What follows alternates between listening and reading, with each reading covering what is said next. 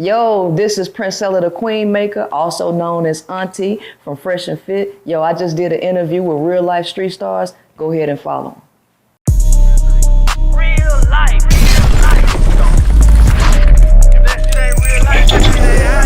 It ain't real life. Just say real life street stars. Know what time it is. Clap it up, clap it up, clap it up. Real life street stars, man. We got in the building, man. Goddamn it, Princella. Also known as the Queen Maker. And for the purpose of this interview, we're gonna call you Auntie because you went on Fresh and Fit and just had a ball over there. And man, I had a blast over there. Man, first and foremost, I want to start off by just wishing you a happy Mother's Day. It just passed. How was your Mother's Day, first and foremost? Oh, man, it was wonderful. It was wonderful. I got a chance to spend time with my daughter, and I got to do it out here in Dallas, so I'm excited about that. Ah, there you go, there you go. So off the rip, man, I got to ask you, do you feel a Mother's Day is revered and a Father's Day is feared in the Black community? I wouldn't say feared for Father's Day. I will say Mother's Day is revered. Mothers are typically always revered. And so what can you do but continue a pattern that you've had your whole life? That's true. That's true. Yeah. Do you feel like black men just in general get scared when Father's Day come around? Do they get scared? Because a lot of them, because they know they ain't in their child life. So of course they're going to get scared. It's funny because I was having this conversation with somebody and I was like, man, Mother's Day is such a special thing in the Black community. We respect it so much, but I do know a lot of guys who would probably turn their phone off during Father's Day to not get whatever backlash, because a man could do everything what he feels is good for a child, but for some reason we just get graded differently. I feel when it comes to Father's Day, like, man, they'll treat your last week like your last year. I say they, I mean as women or the mothers. They'll treat it like you just been fucked up all year. I'm like, it might have been a bad week. Leading up to Father's Day.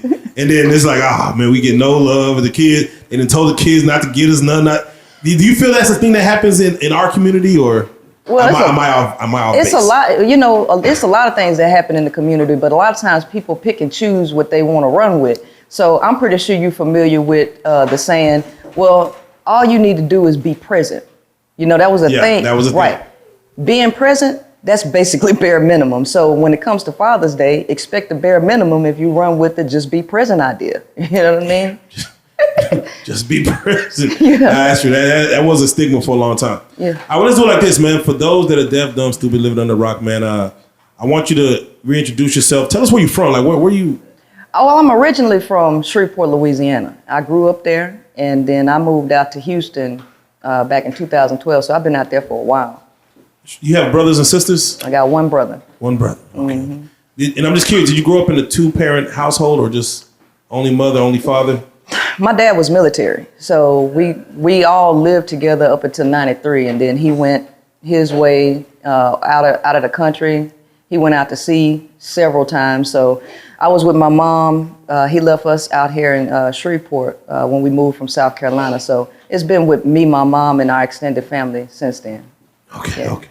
So, I got to shout out, people like Genesis and stuff like that as far as putting me on game to you. Yeah. Let me know who you are. I did my research. I did, some surface level. So I didn't go deep as, right. I could have went. But I said surface level. I said, oh, she's interesting. She's interesting. So I got to ask you off the rip. Before we get started, do you hate men in a general term? No, I don't hate men. But you know what? Men think it's man hate because they hear women speak about their nature. And when they see the mirror in front of themselves, the reality is they hate what they see in the mirror. So they project it off on me because I ain't saying nothing different than what men say behind closed doors amongst themselves. I've been in groups with males my whole life. I know how they talk. They just don't like to hear what I'm saying come from a woman. That's it. Okay. So I got to ask, again, you might have, people might know your journey, but we're learning as we go. Mm-hmm. How experienced are you with men? Like how many serious relationships have you been in, if any? How long did they last? Well, I was married I got married in 2017. Me and my daughter's father co-parent. Prior to that, maybe I've had 3 or 4 relationships. My first relationship was a pretty solid relationship, and that was when my first boyfriend was at 19 years old. So I haven't been around the block in that terms, but to know men is not just about romantic relationships. It's about friendships. It's about working with them. You know, so when I was selling cars, first of all, I've been in the military for 8 years. There you go. Thank you. I sold cars for 3.5 years. I played basketball. I played street football. I did the whole 9 yards. So I have a wisdom on men that the average woman don't have. 2 of my friends were pimps. Oh, man. So, you know, I grew up a tomboy. So most of my friends have been male. I had very few female friends. So I know more about male psychology from being around them and being friends with them than I have with just relationships. I have a 360-degree understanding of men. Okay. Yeah. Well, let's get into it then, man. You know, I want this to be a healthy conversation. I've seen you kind of go back and forth with some people that might want to overtalk you, and I'm like, no, I want you to get your stuff off because I'm interested in the psychology of of this conversation. Some people have called you the female Charleston White, as far as the outspokenness. Mm-hmm.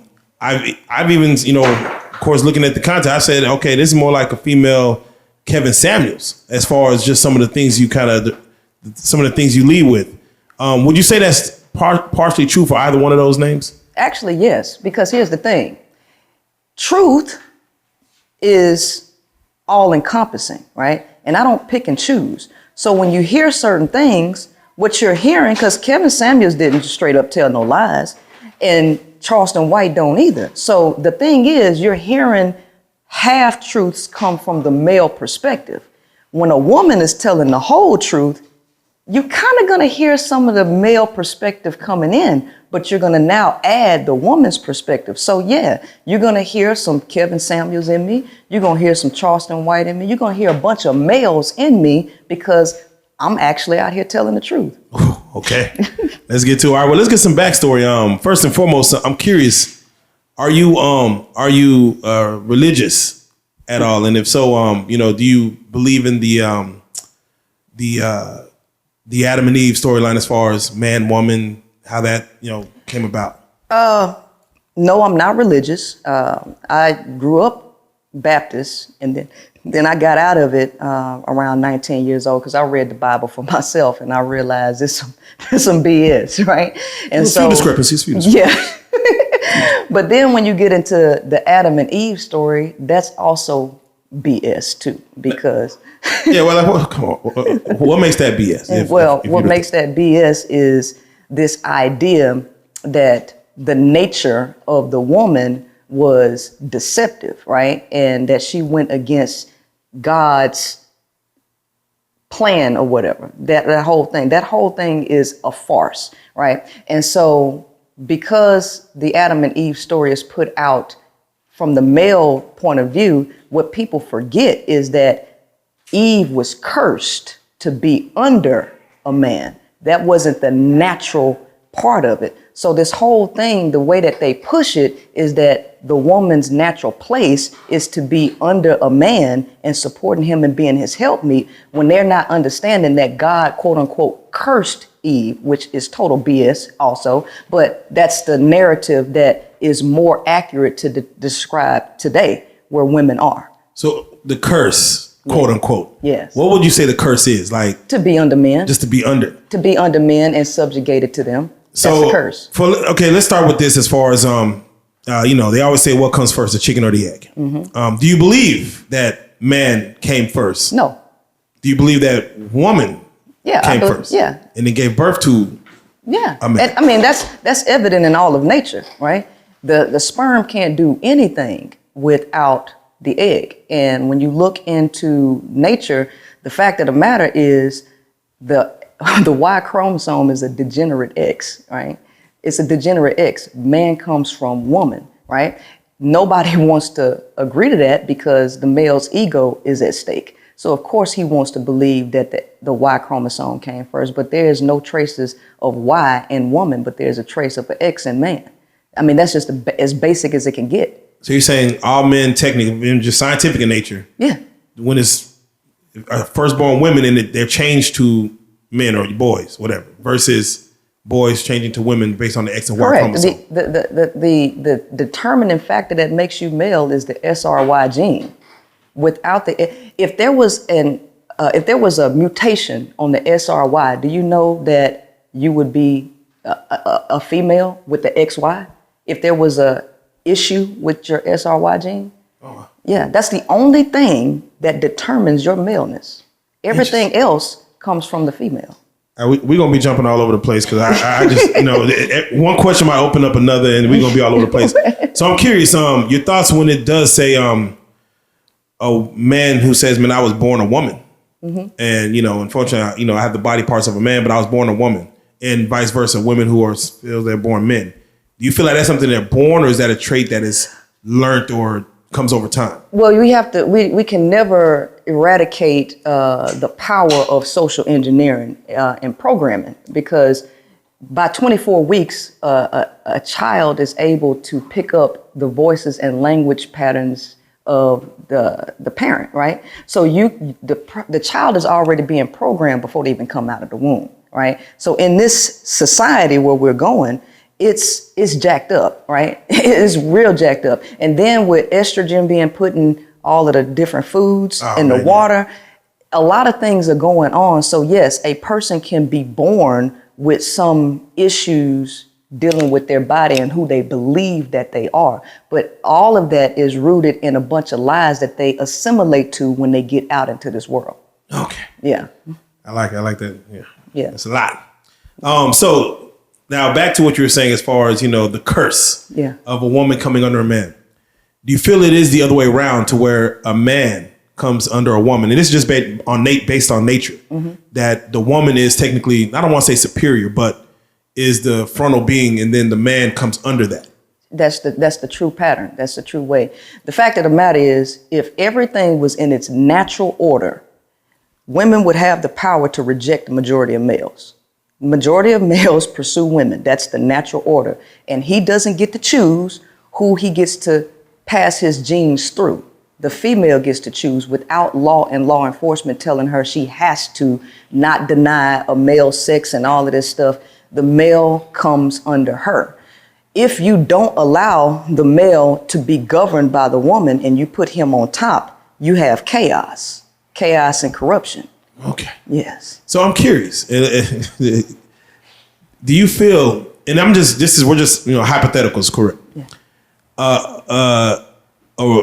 A world with no men, mm-hmm. all women, mm-hmm. versus a world with all men, no women. Okay. Who do you feel progresses faster and survives longer in that scenario? The female. The female will always survive, right? Because feminine energy is an everlasting energy. Masculine energy is a temporary energy that you call. So let's look at motivation. Motivation typically comes from anger, which is all masculine. That don't last long, right? Once you're not angry anymore, your motivation kind of dissipates. So you have to keep finding external things to keep making you mad in order to push you. Inspiration is a feminine concept, which lasts longer, right? So femininity is a longer lasting, less chaotic energy. If you put males all in one environment without women, what you're going to find out is what happens in jail. They're going to be raw dogging each other. They're going to be fighting each other, breaking off into gangs. That's how males operate. You put females, they're not going to do much of anything, any harm, but you're not going to have such, what we have here is a matrix where you now have to worry about fighting against AI in your life. You wouldn't have that. So there's a happy medium with masculine energy and progression and being able to be controlled with feminine energy. So it's a deep conversation, right? It goes very deep. So what I'm saying is, the amount of men that you have is too great. I'm not saying no men, but if you breeding dogs, how many male dogs do you put in a litter with females? You ain't putting You ain't putting 5 male dogs with 5 female. That ain't how you do it. The amount of male to female ratio is supposed to be a lot lower than what it is. But the problem is you got everybody being able to procreate. And how did that happen?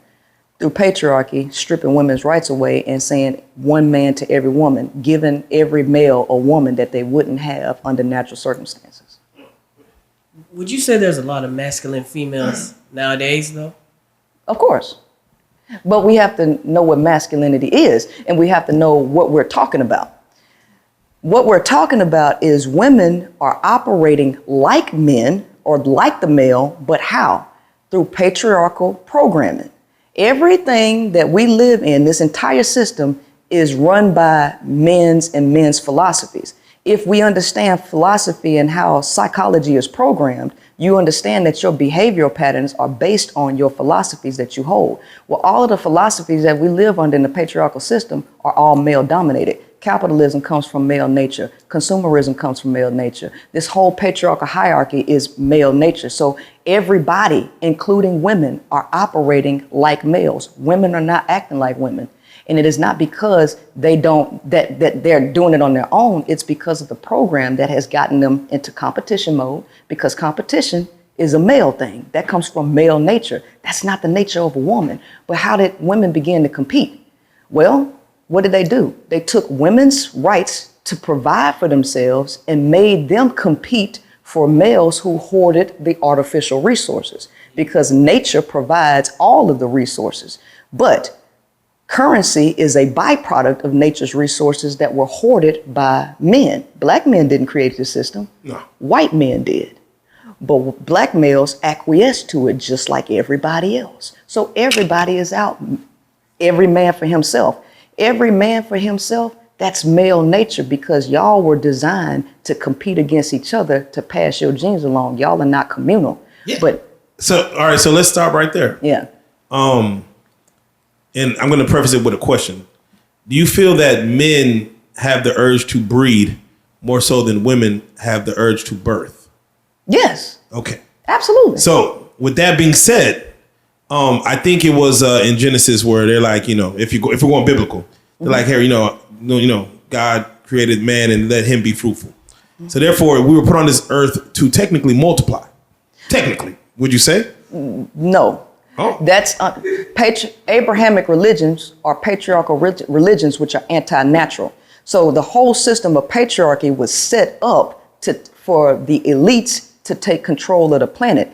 In order to take control of the planet, they needed to use the male body to do it. The male has no value outside of his physical strength. So what they did was they bred you like dogs, like horses. That's what they did.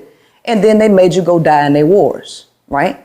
They put you in a draft and they used y'all's bodies to fight for them to control everything. Now, we can deny that, but it's right in front of everybody's face. And then after you got out of the war, what did they give you? They didn't give you anything, especially if you was a black man. They didn't give you nothing, right? You couldn't even get the GI Bill, but they used your body, right? Right? So of course, they wanted to breed men, right? Use women as baby making machines and breed males under a patriarchal system, and programmed everybody to believe that man was God. So now you say, this is our purpose and you have to do this. So they got the woman physiologically and psychologically and through law and law enforcement to create the problems that we have in the world right now. Now you can't tell men that, because patriarchy makes men feel needed, valued, and wanted, even though it's the very system that causes all of the males' problems today. Now, growing up, and this is just my observation, probably a lot of guys here, most women kind of control the way men move.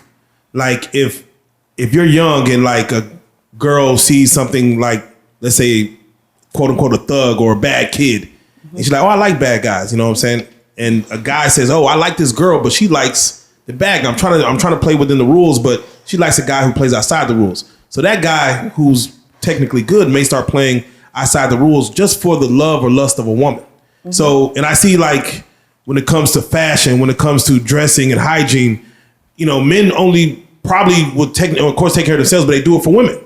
It's like, hey, I'm trying to pursue this girl. I'm trying to smell good. I'm trying to do this. But so y'all are kind of driving force. Now, and this again, it's just me speaking. If you guys are a driving force, and of course, we do a lot of things on y'all, and you speak on patriarchy. Do you feel like in this society where survival of the fittest, we are surviving technically to, like you said, to breed, to make sure we have children, we lay our seed, we move on, move forward. But wouldn't you say that's technically the way human nature should be, as far as men should pursue women? Women should then breed and therefore keep our genealogy going, or keep our, family existence going, big families. My kids are here, versus having just no kids or only one child. A man should want to have 9, 10 kids. Well, see, here's the thing. Male brains are different from female brains. And because of this difference, you all see life differently and you have different purposes. The female purpose is not the male purpose. You all are hardwired to try to survive. Y'all are trapped in survival of the fittest. The female is not by nature. She don't have to do all that to pass her genes along. And y'all are not doing things for women. Y'all are doing things because of women. Y'all are programmed, and a lot of males hate the fact that women have so much sexual power over y'all. The thing is, the average woman don't know to the extent that she's powerful. She don't know, because patriarchy has conditioned her to give up her power to men. So she don't know how much influence she has. Y'all know, they don't. And so women can't, quote unquote, choose properly because of so many other things. Now, it's important for people to understand the biological importance of everything, because all of this starts with the biology. The first thing is humans, all life, it doesn't matter whether it's a protozoa, it doesn't matter if it's a rat, dog, everything. One of the characteristics of determining if something is a living organism or not is if it responds to environmental stimuli. All right. So, and this has something to do with the parasympathetic and sympathetic nervous system. It's an automatic response that's unconscious to the organism in the certain environment. So what patriarchy has done is created different environments going up like that. Yep. So people in the lower echelon are responding to environmental stimuli differently than up, because the environments are different. And then when you keep women out of the knowledge of themselves and men, see, you got a bunch of books on pimping, right? Pimping Ken, you got Iceberg Slim. They know the nature of a woman because they've been studying women. Women don't know the nature of a man. They have no clue, right? So you have people in the know in a messed up environment, and people who are totally blind, making decisions on ignorance. But y'all put the responsibility on them and their ignorance, but y'all know the power that they have. And men don't want women to know the truth, right? And that's where I come into play. Oh, okay. Queen maker. Yeah. So you mentioned pimps. Yeah. What do you feel is about pimps that they learned of a woman? You know what I'm saying? Is it because sometimes it's without any physical interaction. Sometimes it's just basically telling them something. It's psychological. Yeah. What do you see about pimps what they do that works on women, that preys on women? Like what is it about them that works? It's a bunch of game. It's a bunch of game and understanding that most of the things, the people that you target are in need, right? When you target somebody and find their weaknesses, right? And you use those weaknesses to your advantage. Here's the thing, a wolf in sheep's clothing knows what clothing to wear, right? And they study that person. And a lot of women don't understand that this manosphere, like the red pill, that ain't nothing but watered down pimp game. That's all that is. But they don't know no better because they ain't study pimping, right? They ain't study none of this. They too busy putting on makeup. They too busy watching Housewives of Atlanta. They don't even understand the driving nature of a male to even pursue them. And they don't even know to the extent that a male will jump through hoops and doing all kind of others just to run a temporary game on her just to get what they don't have a clue. Right. All right. You're giving me a lot of madam energy. Madam. Hey, look, one of my pimp friends told me, say, Princella, why don't you just be a madam? That ain't my thing. Yeah. What would you say about they say a woman can't control her emotions? Mm-hmm. Do you believe that's true? Yes and no. Okay, because you've heard the saying mind over matter, right? Yep. So that means if you tap into the mind space, you have the ability to control the body, but you got to be able to tap into the mind space. The problem is women don't have the knowledge to even tap into the mind space to control their emotions. They have no earthly idea that the emotions that they feel actually come from seminal fluid. They don't understand how strong seminal fluid is and how it physiologically changes their body and their mentality. What is that you're saying? Seminal fluid. Explain that. Seminal fluid, okay, so you have two parts of ejaculation. You got the semen and then you got the sperm. The sperm is what fertilizes the egg. And that's only like 5% of seminal fluid. The other semen, this is a whole chemical concoction that actually comes from the male's brain down his spine. And this actually alters women's physiology, right? And it brings down their DNA defenses, right? Which makes them more emotional. And it also triggers, every time a male has sex with a woman, it triggers that oxytocin to come out. By women not understanding the nature and the biology of a man, if they understood that and tapped into the mind space, they could control more of how they respond to men. But because they don't know that, they are totally subjected to the physiological changes that happen when they come in contact with seminal fluid. So if a man has intercourse with a woman, he's breaking down her barriers? Yes. But that's technically the natural order of things. No, it's not the natural order thing. Oh, okay. No, it's not. Oh. It's not, right? This is something that the woman would have to allow under natural circumstances. Remove patriarchy, remove all of the laws, law enforcement, remove propaganda, remove all of the music and everything. Under natural circumstances, the majority of women would reject the majority of males, and the majority of males would have money, status, or fame, or any of that. And so now you would be totally dependent upon your genetic viability, and the majority of males would not make it. And if you bring this up to a higher level humanistic way of thinking, even if you looked at the top male, right? That male would get the privilege of being around the majority of women, and the weak male who couldn't elevate, who couldn't show that he was mentally powerful, disciplined, he would fail.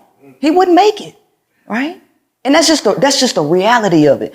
And what's happening right now is that the population is overloaded, the grid is overloaded, and a lot of males who were supported by patriarchy when they gave men women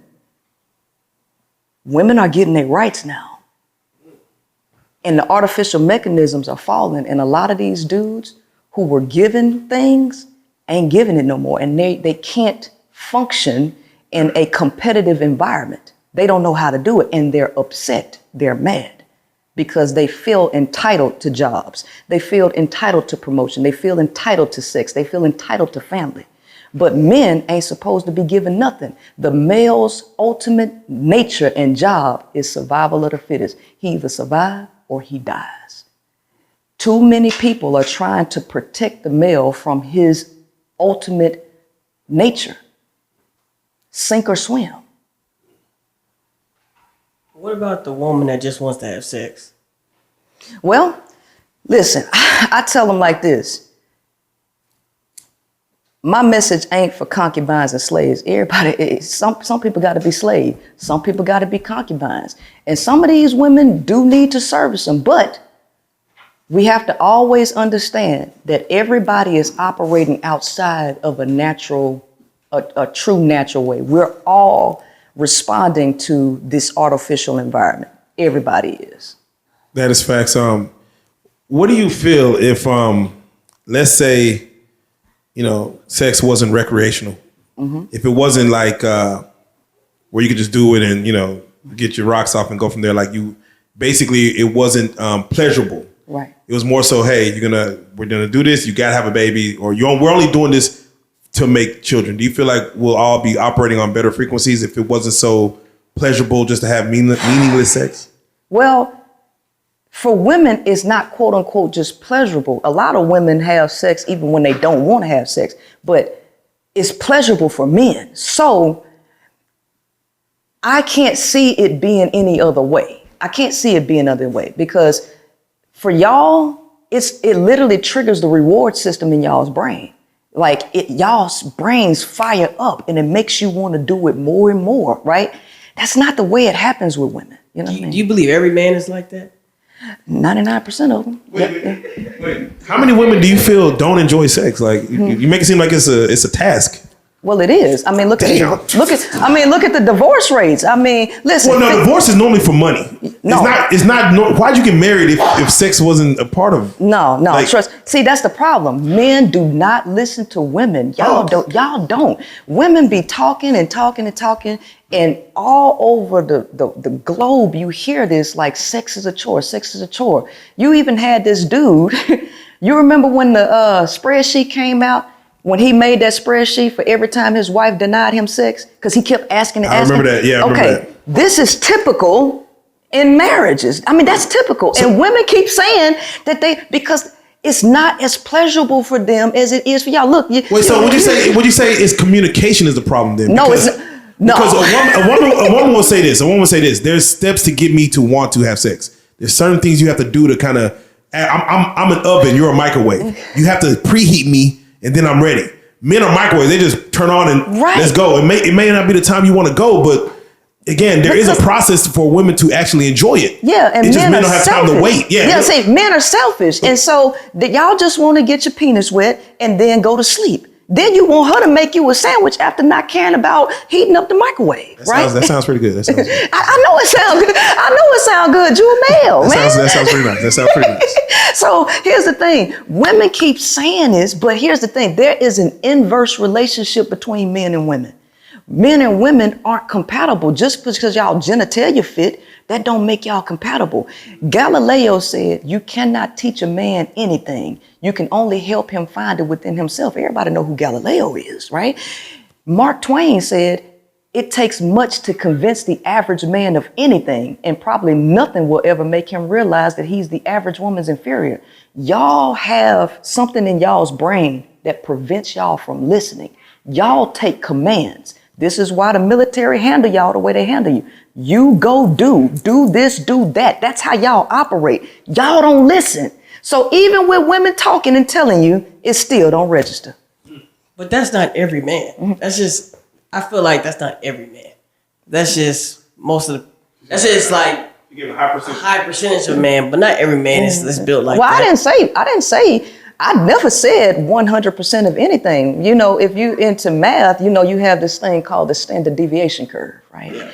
Standard deviation curve is basically a standard distribution of a sample population. So in the middle of this bell curve, you have 68.2% of the population that is average, okay? The median. That's the majority of people. So if you take 68.2 of the majority of the people and then you go backwards, baby, it's 80-something% of just a standard population that's average and below. The average male is average and below. All of y'all got testosterone, every last one of you. And testosterone has an effect on y'all's brains. The majority of y'all are the same. And all of y'all do the same thing, every last one of you. Well, that ain't all of them. That's just the men you know. I ain't like that. All of y'all think like that. So who the hell is the bad people? Because I'm going to get the same answer from all y'all. Okay. All right. I'm feeling what you're saying, but I do the same thing to a female the same way that you're doing to a man, right? So give me a solution. What is a solution for a woman? If she's in that situation and she doesn't want to have sex, but the man keeps making her have sex, but she continues to do it, she continues to make him the sandwich after he knocks her down, what's the solution? Okay. No action comes without a preceding emotion, right? You can only do what you know. People do what they know, okay? The problem is women don't know better. Y'all even heard this before yourself. A man will only do what you allow him to do. I've heard that. All right. So if women allow men, which means she submit, all right, and allow him to lead, she don't have no control over what he's going to do. She's steady submitting to him. Women have to change their minds and realize that they ain't supposed to submit to men because men just going to do what you allow them to do, because they don't have no governor on their own behavior to know when to not do something, to know better. They don't know. They just going to keep being reckless. And they're not going to take care of your feelings because they're only concerned about theirs. So the solution is to change women's mind and stop looking at men as leaders and take her natural position as leader and govern male's behavior, since he ain't gonna govern it himself. Okay, all right, let's do it like this then. Let's do it like this. So you're speaking of being, of course, the dominant and the submissive. Well, you're saying in a relationship, let's just say outside of patriarchy, just in a relationship, just a man and a woman trying to do this thing the right way, a woman should be the dominant and a man should be the submissive. That's because y'all follow commands. You go do. And she gonna tell you what to do. Because here's the thing. If y'all don't have somebody telling y'all what to do, y'all are going to be reckless. And so women are divorcing y'all in these relationships because they are allowing you to quote unquote lead, and they're being submissive. And since y'all can't lead yourself, y'all leading her into the ground. So here's the thing. The natural order is for the feminine to be the leader. If you give to the feminine, right, the feminine is always going to regenerate life and everybody's going to be taken care of. Y'all are territorial. Y'all just want the image of leadership. You just want to be out in public. I'm the leader, but all of the responsibility is actually on the woman. The leader takes the majority of the responsibility. Now, I think I'm qualified to speak on leadership because I was commissioned as an officer in the Army, and I went to Army Officers Logistics, Army Logistics University out there in Fort Lee, and I got my commission as an officer. And let me tell you something. When I was a buck private, the government took care of everything. They bought my uniforms, bought my shoes. They told me where to go, this, that, and the other one. When I crossed over to officer, I was on my own. No support from the Army. It was all on me. And then I had to sign for all of my platoon's equipment. I was responsible for all their stuff. The male don't want to be responsible for nobody, not even himself. He wants to blame her for everything and then say, I'm the leader. Baby, if you the leader, it's all on you. It's you. And if you can't control your behavior, which the majority of y'all can't, then let that woman lead, since all of the responsibility is on her anyway. So would you say that women, when it comes to controlling behavior, can act on emotions in the heat of the moment? No, actually, let me tell you something about women and men's brains. We all have something called the orbital frontal cortex that exists in the prefrontal cortex, okay?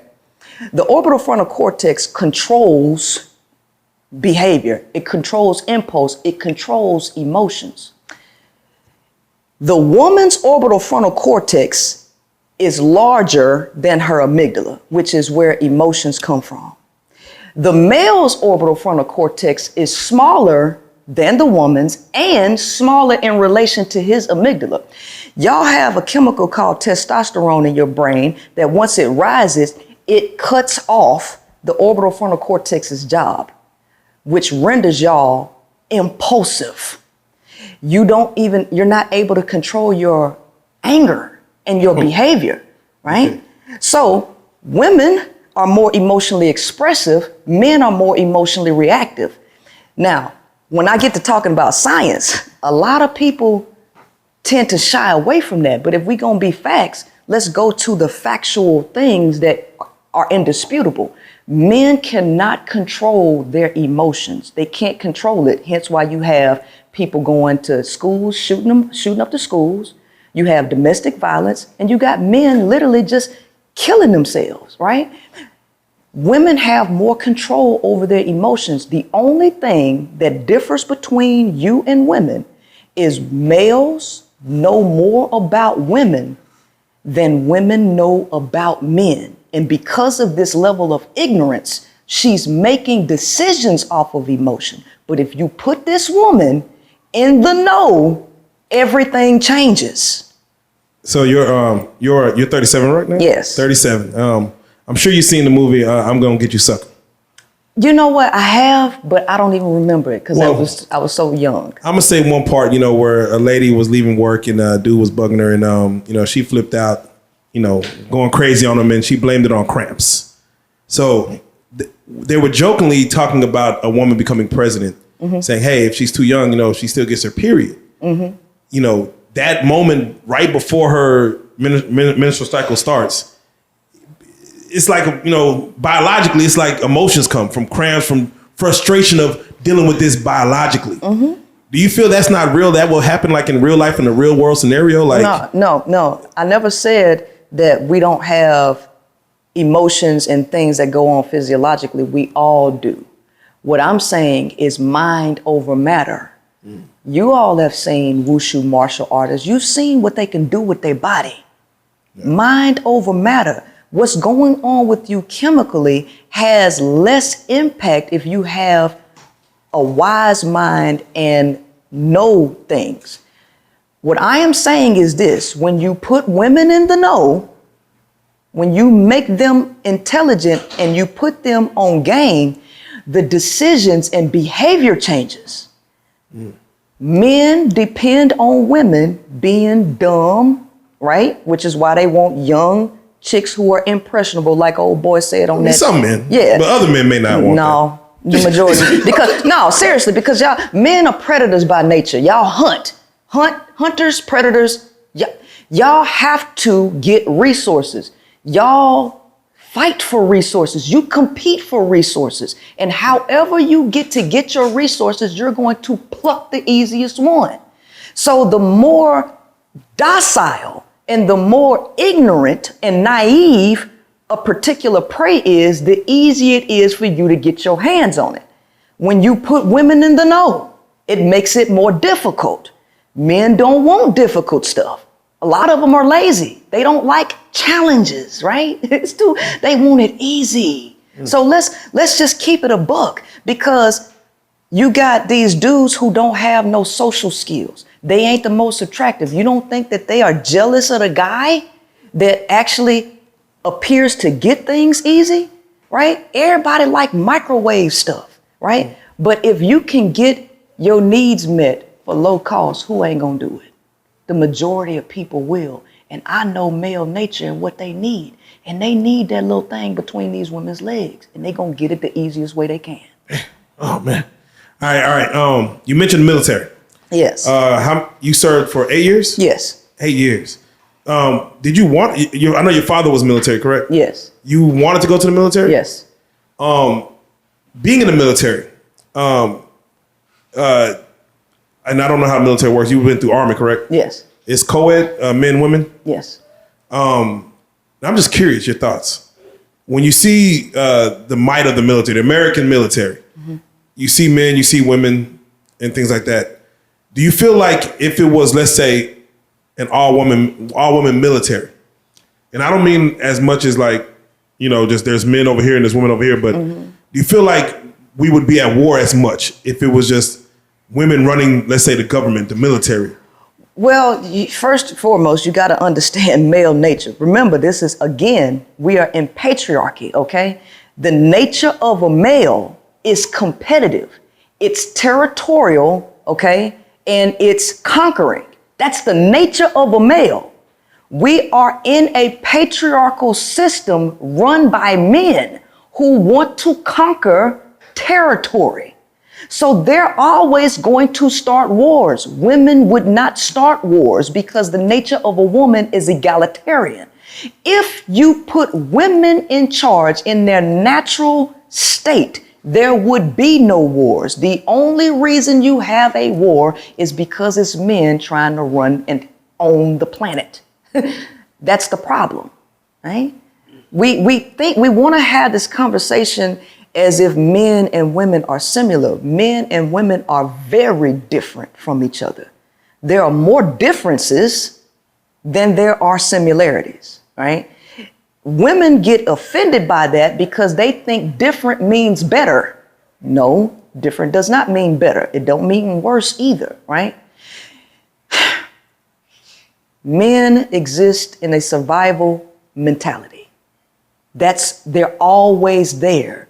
They never get out of it, right? So they're always trying to conquer a space all the time. All the time. All the time. You can't go nowhere and it just be peaceful with dudes just chilling. They always trying to conquer something, right? So you got to put males in a place that allows them to conquer. You don't bring that energy into the house. The problem is everybody trying to domesticate the male, right? And we're putting men out front to run everything. If you don't want wars, which men can't exist in peaceful environments, they're going to start some shit, right? They're going to start it.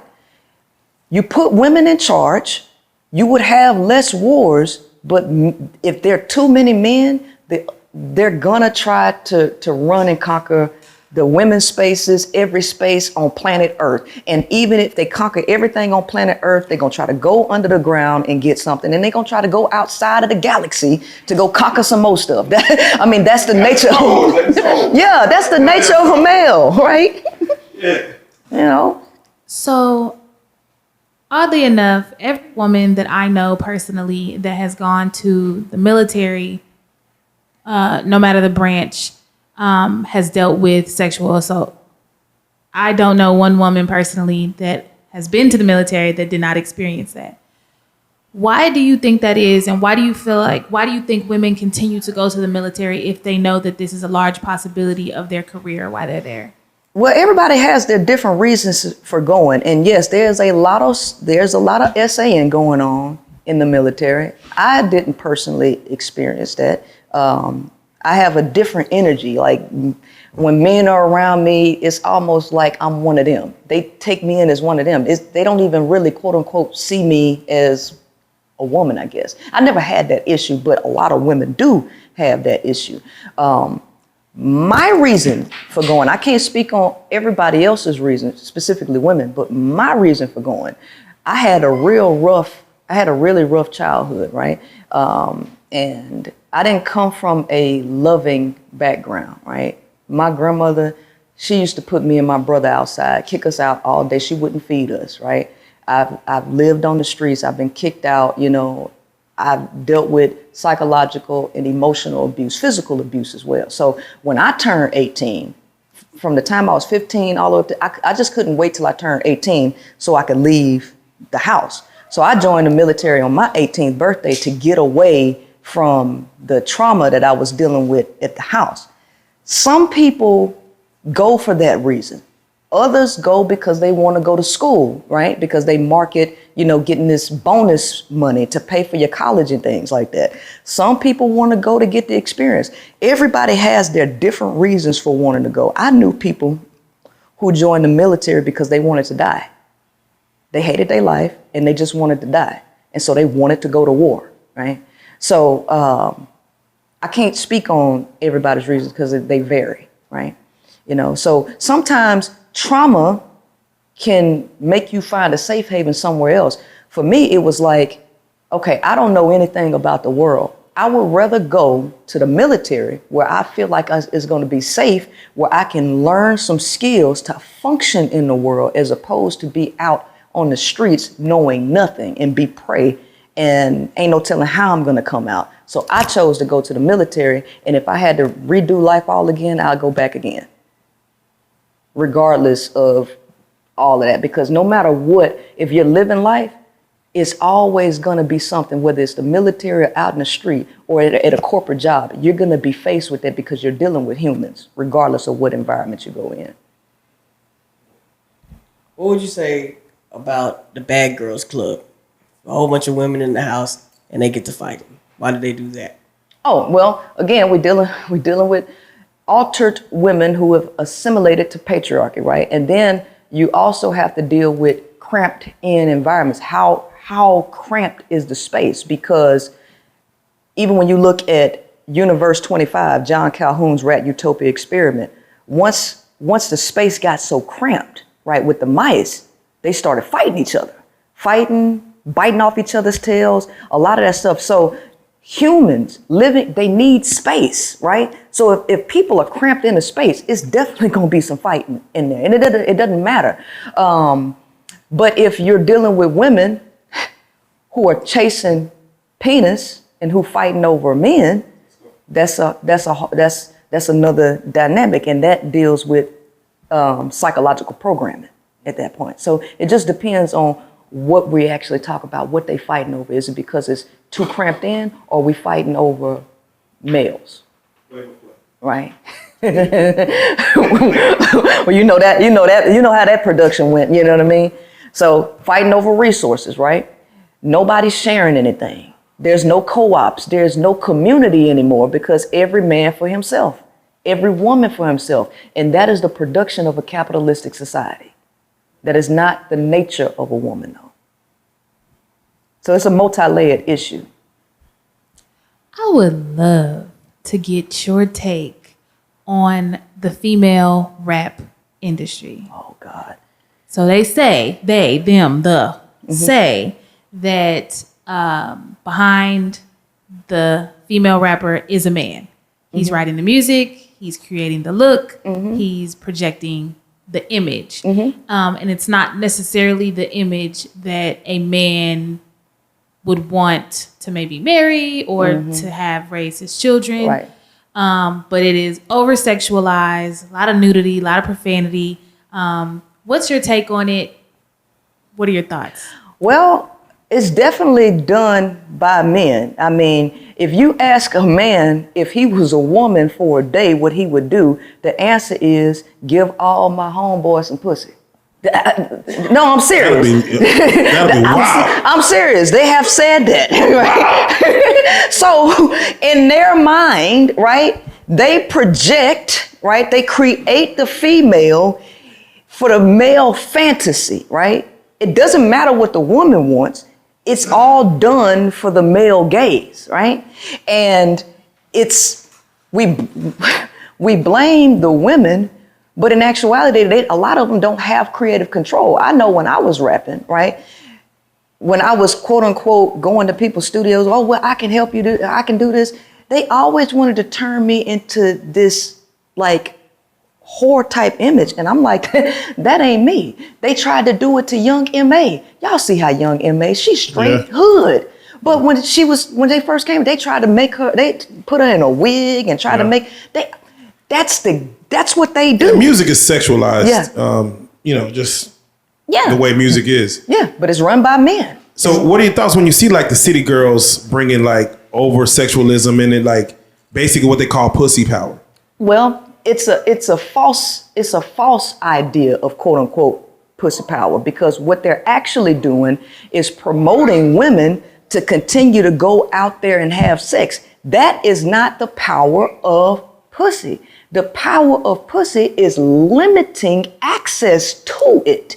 And sexual freedom and sexual power for the woman is being able to realize that you have the power to reject and deny, not to just go willy-nilly, oh, I did this, I got wet ass pussy, this, that, and the other one. So it's just another alternative to push people on the lower echelons to keep having sex to produce slaves. That's really what the ultimate objective is. So, I'm not for the city girls or the WAP. I'm not for all of that, because it's a destruction of the female herself. It sounds good for quote unquote feminism, but it's really a detriment to the woman. What are your thoughts on the idea of, in order for you to touch this, I'm gonna need some money. For you to get my number, I'm gonna need some money. And if you want to lay with me, I'm gonna need some money. Before we can go on a date, I need some money. Well, I need some money. Okay. Here's the reality of it. Men pursue women. You only want something because you ain't got it, right? And you only pursue something because you want it. People pursue that which is of value. Men come to take. Women have resources. Women are a resource to men.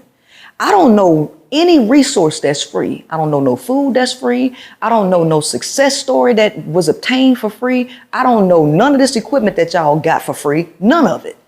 Women are just like this equipment, right? Men compare women to cars all the time. Last time I looked, you had to purchase a car, right? So the only thing that men actually have to bring to the table is finances. They want something from you. It's better that you charge them for it as opposed to giving it away under some idea of love. So, baby, send him your Cash App. Could you say a woman will choose a man because of his information? For his information. Well, it's possible. It's possible. In the pimping whole world, that's the game. Yeah. Okay? That's the game. But the game has been flipped. A lot of times the male, every pimp know that the woman don't need them. They got to sell her that he got something that she can capitalize off of her resources, right? He has to sell that to her. And typically what they try to sell is protection. Meanwhile, the hoe is really on her own. All pimps know this. So the woman is manipulated to believe, because you can only run this game on a woman who needs something. She has to need something. If she don't have no weaknesses, it's hard to sell her on that. But if you got two struggling people and you got a dude say, hey, baby, come on, listen, man, we can go out here. You can get this money from these niggas. Go fuck this nigga. Go do this. I got some game, some wisdom that can make you get the most value out of your body, right? So being in a state of need, she may do that then, but it becomes much harder to do that with a woman that ain't down there. See, now you got to have a little bit more cash, because you can't be no bottom feeder ass nigga going up to no bitch rolling in no damn Rolls Royce. You know you got to have some bank. Men know this. They know this. We've seen women with money take an ex-con straight out of prison and get digmatized over him having nothing. She said, I just need you here. Now, mind you, she's still the dominant. Like, she still she run a business. Right. She got an escort. She doing her thing. But she come home, and in the bedroom, she might become the submissive. She might allow him to, do your will. And then she turns back into the boss she is. Now, when you see that, where a man is still needed for, like you said, it's only money that we're needing. Some men don't come with money. They come with other things. Like, you still need a man around. Like, who's gonna kill that roach? Like, seriously, who's gonna kill that rat? Listen, man, I had a wasp nest built, and it was like 7 of them out there. Who you think killed that shit? Because I ain't got no man around. I had to go out there and kill it. Nah, fuck that. I went out there. Fuck that, right? And I'm like this. The male want to be needed for some basic ass shit like killing a roach and opening a car door. Like, no, we're here to get dirty. Women are pretty things. They don't want to, they're not about to go out there and get cut up and run and get stung by hornets and nothing like that. Men don't mind them blows. We're not pretty little things. We don't mind getting dirty. I can't tell how y'all all on goddamn social media these days. I mean, that's Pretty Ricky, what they call them, right? I mean, different men, different times. But in the old school, in the I don't want to say the natural order things, but in the old school, in the old law, men will go out there and get dirty. Versus a woman wanting to get dirty. Woman normally was wanting to stay feminine. There's a feminine nature about y'all that just want to stay feminine. That's a production, man. Is it a production, though? Yeah, because see, now you got to go back to how they promoted this, because if that's the natural way, let me run it back real quick. Let's define nature first, okay? Because that's the problem that nobody ever We never start off, what the hell is nature? Let me tell you, nature is the path of least resistance.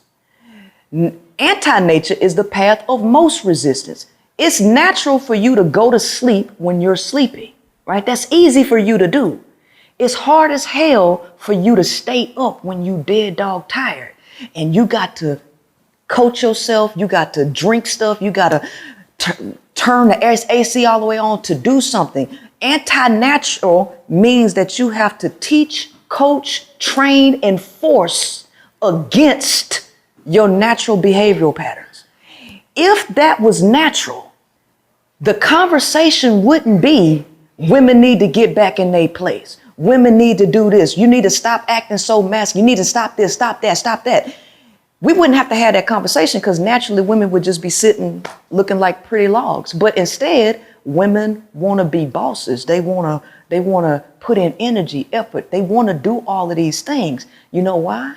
Because that's the nature of a woman, right? Nature of a woman is not an inanimate object just sitting there looking pretty. When you go back to the 1950s, you'll see articles trying to promote the housewife cooking and cleaning. This is all a production. Take all of the lights, cameras, action, take all of the laws away. Take the laws away because law and law enforcement is used to govern and control human nature. Take it away and where does the water go? Where does the water flow? That's the natural path. When women start acting in their natural behavioral patterns, guess what happens? It threatens men's existence because men depend on women to survive. They depend on women to survive. And this is what makes men fight against each other so that you can pass your genes along and go conquer the territory of a woman and family. And you can say, aha, nanny, boo boo, I got my family. What about you? Because it's every man for himself in reality. This patriarchal system makes it seem like there's a community of males. Men are not communal. They are competitors. Women are communal, right? And women do the majority of the work in every field. It's women and it's a scientific fact that the most successful men were influenced by a woman. It was a woman behind him. Right? That's a fact. Women do the majority of the work. They're doing the clerical work. They're doing all of the mind work. They're doing the moving things to make things successful. But we try to erase that reality. Women have a duality about them that allow them to do so many things, right? It's my natural path. I'm not doing something that's anti-natural. I'm not trying to compete with no man. I'm just naturally a hustler. I was deadlifting 300 pounds when I was, you know what I mean? I was maxing out my push-ups on the male scale. It took 75 push-ups for men to max out their push-ups. It only took 50 for a woman. I was maxing them out on the male scale, right? I was running a 15-minute 2 mile, right? I wanted to do the Army. I just have a desire to do physical things. This ain't got nothing to do with competing for a man or competing with a man.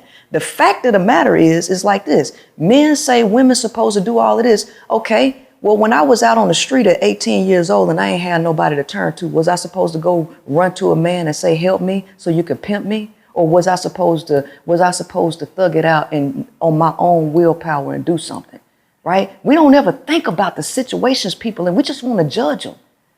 This world is not set up for people to sit and rest. You got to fucking go get it. So do you believe that true love, real love can exist between a man and a woman? No, men are not capable of love. No, men are incapable of love. This is my whole thing. So that's your whole spiel. Yeah, that's my whole spiel. Men are not capable of love. Men are codependent by nature.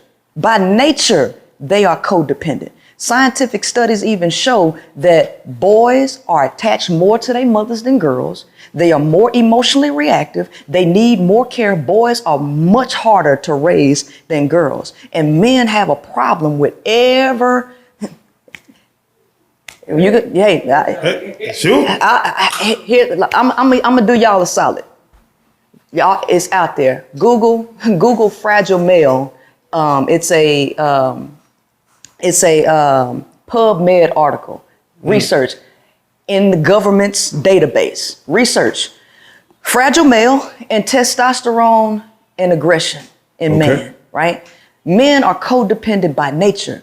It takes more to care for a boy child. Now, if that was not true, because I know he about to ready to say something. If that wasn't true, nobody would keep saying, well, it's the single mothers raising the boys. Men know boys are harder to raise than girls. You know that. Boys need control mechanisms. And if you don't control them, and when that testosterone start kicking in, something in the brain, males do not respect women or the authority. You need some male or quote unquote alpha male to control that testosterone in that male child. That's a fact. Males are harder to raise than girls. So because of that, they are codependent. If you don't kick a male out of your house, he's going to get lax, and that cord is going to stay attached. And he's going to be looking for women to replace his mother. If you don't, he's going to be upset. Men have to sink or swim, right? And because of that reality of the male, it prevents him from ever getting into a higher place of love, because men operate from the waist down. Power, ego, and sex is what motivates the male, not love and companionship or none of that. Ego, sex, and power, period. It don't go no higher than that. And love does not exist in power, ego, and sex. Love is a higher level concept that men they don't have a concept of that. That's why they say, well, men, we don't love like a woman love. We want respect. We want respect. The man can't tell you nothing besides what he wants from you. It's always, we want this, we want that, we want this, we want that. That's his only conversation. I'm just curious. Did you have a dad in your life? Yeah, I did. Okay. As a matter of fact, I still talk to my dad. And your mom? Yeah. So you was raised all the way up with your mom and dad? My dad. See what y'all looking for. See what y'all looking for is subjectivity, right? My dad, like I told you, my dad was military. He was in the military for 20 years, Navy, right? And I had a mentor also at 16 years old who was a political activist, right? The majority of people who I've been around have been male, right? What we want to have is a subjective conversation that, oh, you know what? You only think like this because you didn't have a dad in your life. You didn't have no positive male role models. This ain't got nothing to do with me personally, because the evidence and the research is out there. I listen to males every day. I hear y'all talking. We want respect. Let me tell you, all the male talks about is what he need and what he want. It ain't never about what he gives. Just listen to a male. Just listen to him. Is that love? If I come to you and say, hey, I want you to do this, I want this, I want this, I want this, I want this. Do you feel love if I tell you everything that I want from you? I'm speaking to you specifically. Oh, specifically, I'm not anybody you're talking Oh, no, about. no, I was talking about the lady. Oh, yeah. Oh. Yeah, because she yeah. I'm so sorry. Can you repeat it? Yes. If I came to you and just told you everything I wanted from you, right? I want you to keep your mouth shut. I just want you to be in the kitchen. I want respect. I want this. I want this. I want this for you to be. Would you feel loved? No. Men always tell you we don't love like a woman love. Let me tell you something. It ain't but one love. It ain't a million different loves. It's one love, and men ain't capable of it. Get back here. Yeah, no. So my question was, so you feel like a man cannot be in love with a woman? No, he can't.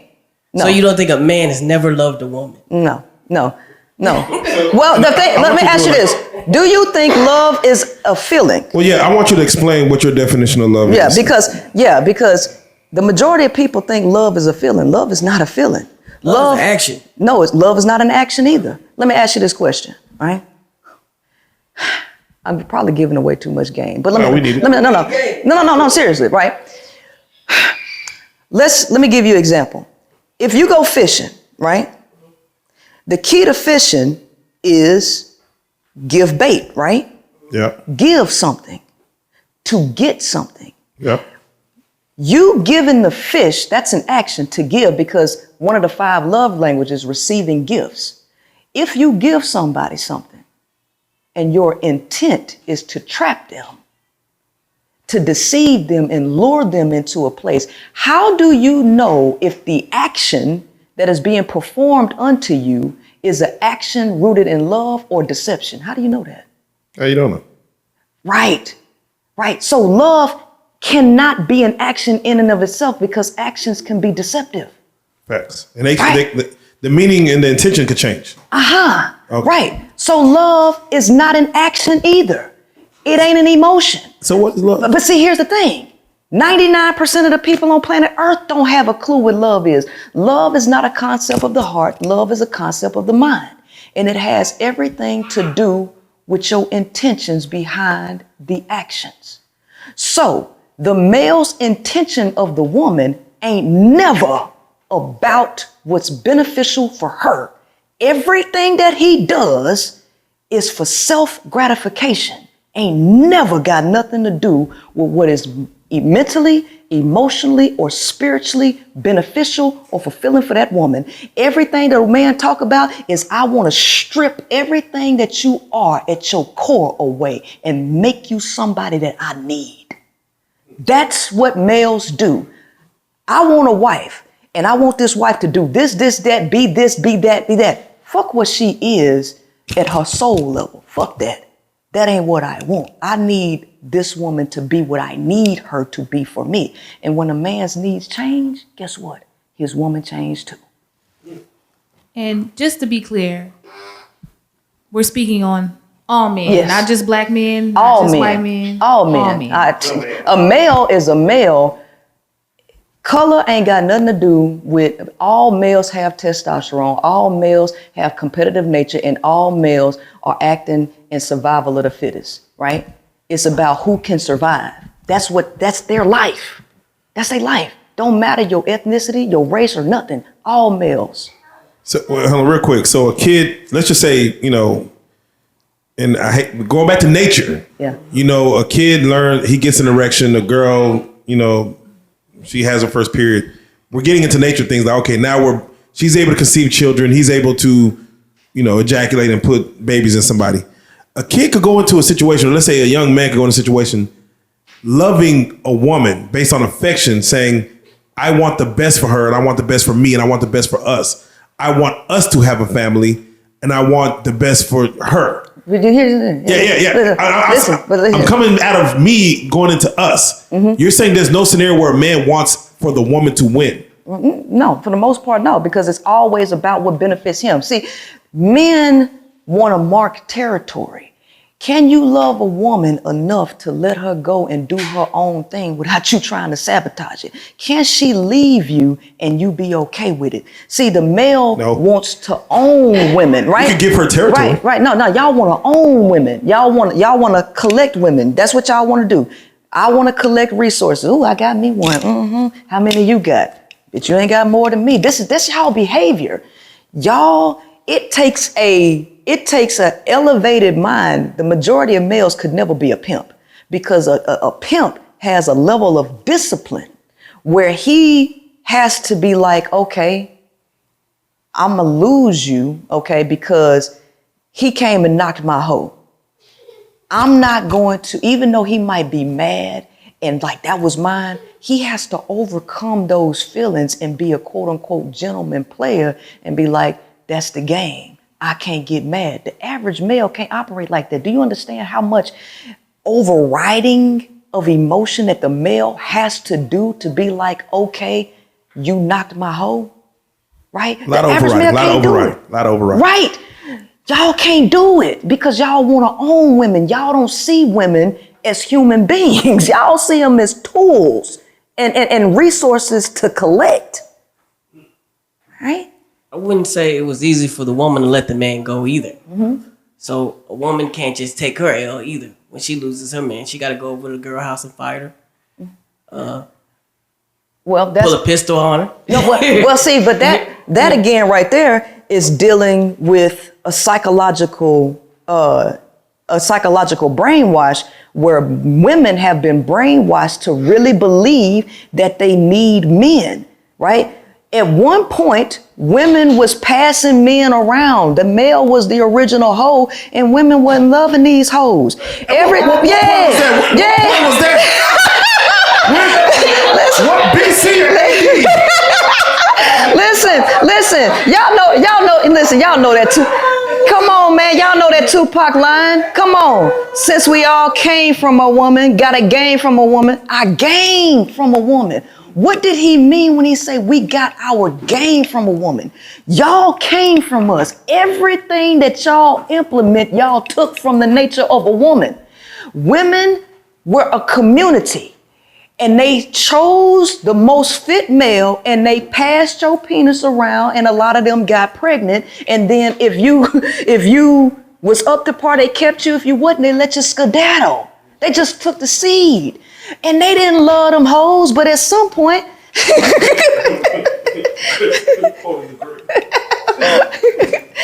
You said I'm having a hard time raising my girls. It's way easier to raise my boys than my girls. So why do you? because you are a male and you have a male mind that is easier for you to be in line with your male child. What you're trying to do is be a male trying to understand female children and trying to mold them in a way that you think female children should be. The problem is everybody's trying to operate outside of their jurisdiction. The female, if men all day, man, women too complicated to understand. Here's a book on how to learn women, and it be this damn thick. The male does not have an understanding of the female brain and behavior. His jurisdiction is male children, right? So yes, you may find that more difficult because you are not a woman. Your jurisdiction is your son's, right? And then we project our idealistic view and behavior on what we think people should be, and we try to force them into that. And instead of observing them and understanding who they are and facilitating the growth of them, right? Yeah, you can shield them from this crap world we're in because it's all a matrix, right? You can shield them from that, but you don't shield them by trying to make them acquiesce. You got to put them on game. Wait, do you feel men should be in the household? You sound like, men should come drop off a baby and leave or something. Well, but here's the thing. That's y'all nature. Damn, I mean, but that's y'all. It's a benefit for them. No, baby, that's y'all's nature. Y'all need to be in the field. Y'all need to be in them trucks, gone away for 3 weeks. Going to hunt. Bring back the food. But that's the nature of a male. The problem is we trying to make men be something that they're not.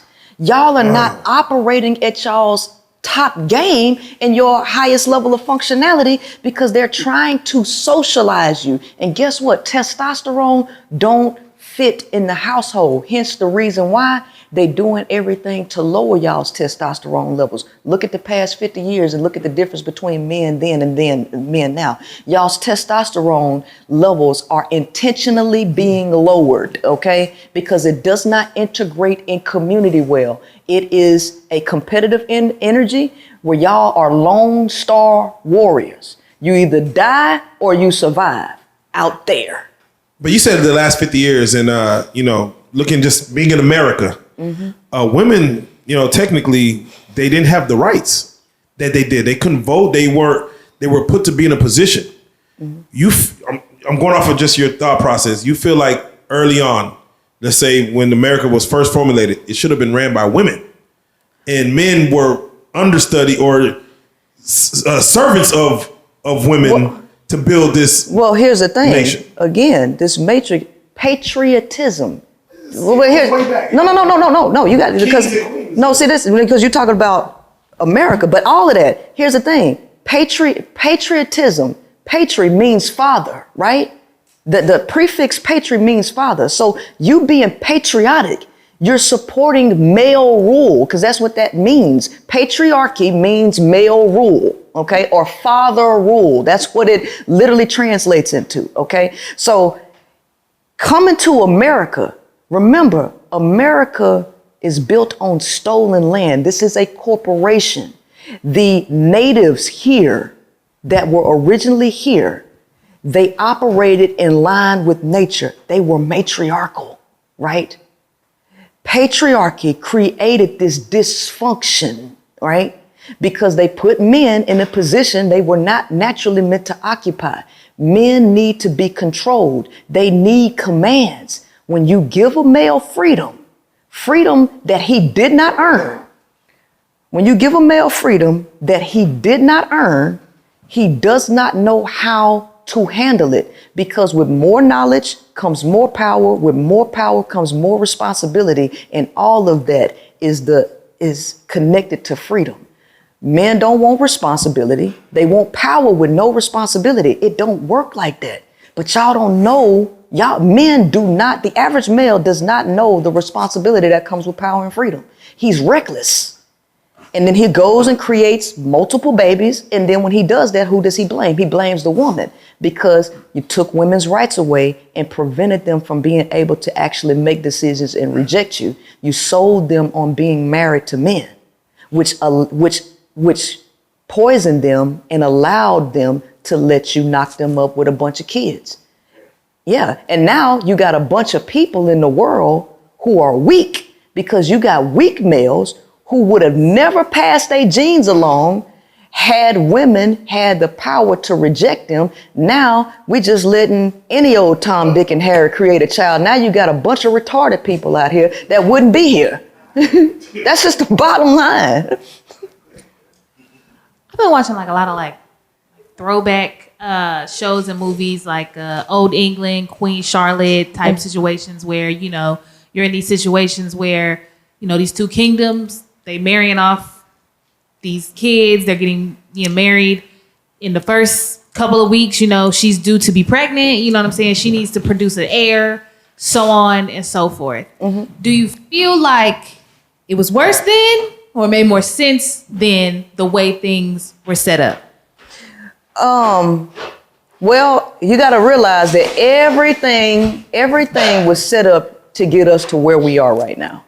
All of it, right? So the overpopulation of the planet, the famine, the wars, it all began with the anti-natural setup, right? So it doesn't matter how far you go back. I remember when I was in college, I had to write a paper, and I was the only one in the class that made an A on this paper. It was a sociology paper, and I had to write about communism and socialism. And basically at the end of the paper, the whole thing was about there is no perfect system. All of these systems fail. And the reason why all of these systems fail is because they all go against nature, and they manipulate things and make things worse than they were in a completely natural environment. So everything is, when it's dealing with patriarchy and collecting humans and selling them and doing all of that, all that's anti-nature. And it was all started and set up to get us to the point we are now.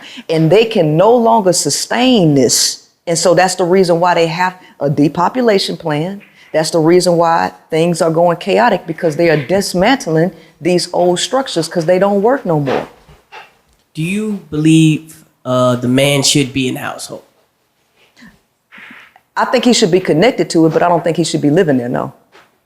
Can you break that down more, why he shouldn't be living there? He shouldn't be living there because the male by nature was not meant to be in the community, because that energy that y'all build up, that has to be expelled somewhere. But if you're not doing sports, that's why I tell women, I'm like, y'all trying to there's nothing wrong with y'all wanting to play basketball and be in all these sports, but men need sports. This is a biological need for them, because if y'all don't have an outlet, if you in the house, where is all that energy going? It's going off on the woman in the house. is going off on the children. It's a dangerous thing to have a man in the house. He needs to be out expelling all that energy. So no, he don't need to be there. The house needs to be run by women and not just one woman. All this work, all this labor was not created or designed for one woman to carry. It was designed for multiple women to carry. And then the male can have a connection to the house, but he ain't to live there. Maybe he could spend a night, but most of the time he need to be out doing something. So what are men good for in your world? Y'all really want me to answer that? No, I really want your answer because, we're going through this and I'm like. I don't want to bruise y'all ego, but the male was created to be a slave. Oh, okay. Yeah. Because, no, seriously. No, I'm being serious because how do you think the Matrix got built? Because see, construction workers are slaves. Architects are the creators. Mm-hmm. There are very few architects in the world. Y'all watch the Matrix. There was an architect of the Matrix. We live in the Matrix. The architect, right, made slaves to build it. It created the plans. And it took bodies and built it, right? That's what it is. So construction workers are the slaves to architects, right? So your physical body is what they needed to control. Other than that, y'all are good for dying for somebody's wars, right? But that's the truth. Look out. Look out and see what you see. Y'all are good for performing. Y'all are good for sports. Listen to these football players and see how they talk about how they treat them there. They treat us like slaves, right? I'm telling you the truth. The male was created and bred to be a slave. And the more of y'all that exist, they have to make money off of y'all somehow. So put you in football, put you in sports, and it's good for you because it's a win-win for you and them. You get money, you get your ego stroked, and you get some pussy. But that's it. It sounds like you have like the mindset of like an ant colony, like where there's a queen and then the males are just drones building the hill where the queen is to produce. She picks the male to reproduce with and then makes more of the colony. Did you know that the colonies was actually female and the males are nothing but like kind of flying sperm? The colonies are run by women. The worker ants are women, and so are the worker bees. They are female. Yeah. The drone is nothing more than a seed giver. That's it.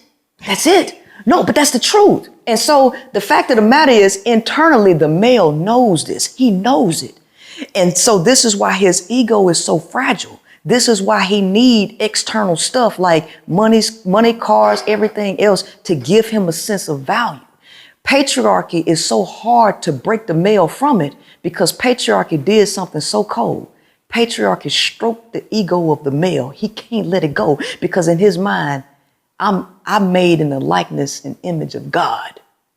So I'm curious, have you always been on this? Like this mindset from when you were a young girl? No, actually, I did a lot of study because I started out pro-black, right? Okay. Yeah, I was in the conscious stuff, okay? Right? So when I was brought into consciousness, when I got out of Christianity and I read the Bible and I say, this is bullshit, and my mentor brought me into some consciousness. I read The Miseducation of the Negro. I read Message to the Black Man. I read a lot of different psychology papers, right? I've been into all of the religions, right? And in this pro-black thing, Umar Johnson came out and Brother Polite and all that. And I'm analyzing this. See, I am a thinker and I'm an analytical person. And what I started to notice, I say, you know what? Pro-black don't mean pro-black. It means pro-black man. It means pro-black man. Wait a minute. I say, this some bullshit, right? Right? And so it's all about subjugating women. And what I found out, what I learned, because this was a transition through the acquisition of knowledge and paying attention to everything, paying attention to social media, paying attention to the world and everything. And I realized, I said, you know what? This is a hierarchical system. Can't nobody deny that the white man, blonde hair, blue eyes, straight white man is at the top of the food chain. Everybody can agree to that. The black woman is at the bottom of this patriarchal society. In order for patriarchy to exist, it rests on women. It depends on women being behind the man. and pushing the man up, right? So the hierarchical structure is black women on the bottom, black men on top of her, white women on top of the black man, and white men on top of everybody. It sounds like before the 60s. I think it might have changed. No. I think it might have changed since then. No, it's changing. The structure is changing. Yeah, the structure's got to be changing. No, it's changing. But here's the thing, because in order to crack the foundation, because no structure can survive on a cracked foundation, right? Right. In order to kill this patriarchal system, guess what? You got to crack the foundation. Black women are the foundation. So what we got Goldman Sachs right now giving out money, right? That you have to crack the foundation, and it's being cracked. And black males are finding themselves left out because they depended on black women being on the absolute bottom for them to even have a leg up in this game. Black men are finding themselves very angry because black women are gaining their freedom and they're getting more power. You cannot uphold patriarchy with black women not on the bottom. So when you move her out the way, guess who fall? The black male fall first. He the first one to fall. That's the reason why they got all of this crap out here with the red pill and manosphere. Black women are our enemy because they depended on her being under the ground. And now she getting up. She getting up. Should a black woman be on housing? You want to say that again? Should a black woman be on housing? Should the black woman be on housing? Okay. All right. So how do black women get on that in the first place? It all started with, you got to understand, again, when you put people at the bottom, right? This is literally a Universe 25 experiment on steroids for human beings. So if y'all are familiar with John Calhoun's Rat Utopia, he took four pairs of mice, okay, and he put them in this artificial utopia, gave them housing, gave them food, took them out of their natural environment, gave them everything. What did the mice do? They reproduced rapidly. They went from 8 mice to over 2,200, and then it crumbled, okay? So all that happened. So that's what happened to black women and black males. They put them in these artificial environments. They had redlining, and they made sure that women and men were trapped into this. The male couldn't stop reproducing. He couldn't stop screwing the women. They kept getting pregnant. And guess what? Those children need somewhere to go. They need to be cared for. Somebody got to help the kids, right? So, but now that has slowed down dramatically. This is 2023. This ain't 1978 or 1968 or 86 when this was at its peak, right? Yeah. It has calmed down. And guess what? A lot of these women, right, are opting out of having children, right? The women who do have the children, though, and who are on this government assistance, because these structures are changing, they got one or two options, right? Because they can either be programmed or retaught to reintegrate, or they're going to be in the permanent underclass where they're going to be slaves because all this stuff about to be removed. It's too many people, and you can't keep incentivizing people to keep producing children, right? Especially if they're going to be consumers. Most of the people on the bottom are consumers. But even if they're consumers, they're also the greatest creators, because necessity is the mother of invention. So you need people in need to create innovative things. So it's a catch-22. So I can't say that they shouldn't be on there, and I can't say that they should be on there, because somebody has to care for the kids. So it's always a catch-22 with stuff like that. Facts. You know, definitely a good book, man, of Mice and Men. Y'all go, read that. I'm just curious, for you yourself. You were married once. Yeah. Were you in love? No. Me and my husband married on the pro-black thing. Like, I married him with a mission statement? Like pretty much a mission statement, right? Right? Because I was in that pro-black thing. All right, let's be a power couple. Let's be an example for people to have a solid marriage. Let's do the pro-black thing, right? That was the whole mentality in there. So it was like, when we got together, I was like, okay, well, let's see where your finances are, where my finances are, because we both drove trucks at that time, right? And so I didn't base, quote unquote, marrying off of love. We based it off of a mission and an objective, right? My ex-husband is not no bad guy, but we're not compatible, right? We're not compatible at all. All right. We still co-parent. We still friends. So that's the reason why that marriage didn't work out. But no, I did not marry on a concept of quote unquote love. No. How long were you married? Actively 3 years. Actively 3 years. Yeah. And you said not compatible. I'm curious. Where did it go wrong for after 3 years for you to say, yeah, this ain't really working. I don't want to just continue to try to grow this thing. Right. Well, a male is a male regardless. No, male is a male regardless. And so when we got married, before we got married, I asked all of the questions that you're supposed to ask. I evaluated how he did his work, how he got along, because he was my trainer, right? So I evaluated all of that, right? And I asked about the finances. It all started when I get a IRS bill in the mail for $6,000 that he didn't tell me about, right? Oh, damn. Yeah. So that was strike number one, right? That's a big strike. Then I was doing social media at that time, right? And I let him know. I said, look, I do social media. This is my thing. This is what I'm going to keep doing. You don't have a problem with that? Eh? No. When we got married, then he wanted me to stop doing social media and trying to control how I express myself. And it got to the point where I started to lose myself, and people was like, Princella, you ain't the same person that you was before you got married. And so it was hindering who I am at a soul level. And then I got pregnant, which I wasn't ready to be pregnant. And that's a whole nother different story. But I had to leave my career, right? Everything that I didn't want, right? And my life was being taken away from me, right? And then I had to be a stay-at-home mom, and that killed me. I couldn't stand that because that ain't even my personality, right? And then I got into a real estate, and it was like I'm trying to have him, be a part of this. It's like he not even trying to help. It's like he want to watch TV while I'm doing all this extra work to get out of this situation I want. So it got so much to a head because he wanted this idealistic life that like a lot of y'all men want. I just want to go home to work and she stay at the house and take care. That ain't the life I want. I don't like that. I'm a go-getter. I'm a mover. I'm a shaker. I got an enormous personality, and I need to be doing exactly what I'm doing now. And he couldn't handle that. So it's like, listen, this is it. You want me to give you a ring back? I'll give you the ring back. I don't need to keep it. Right. You know what I mean?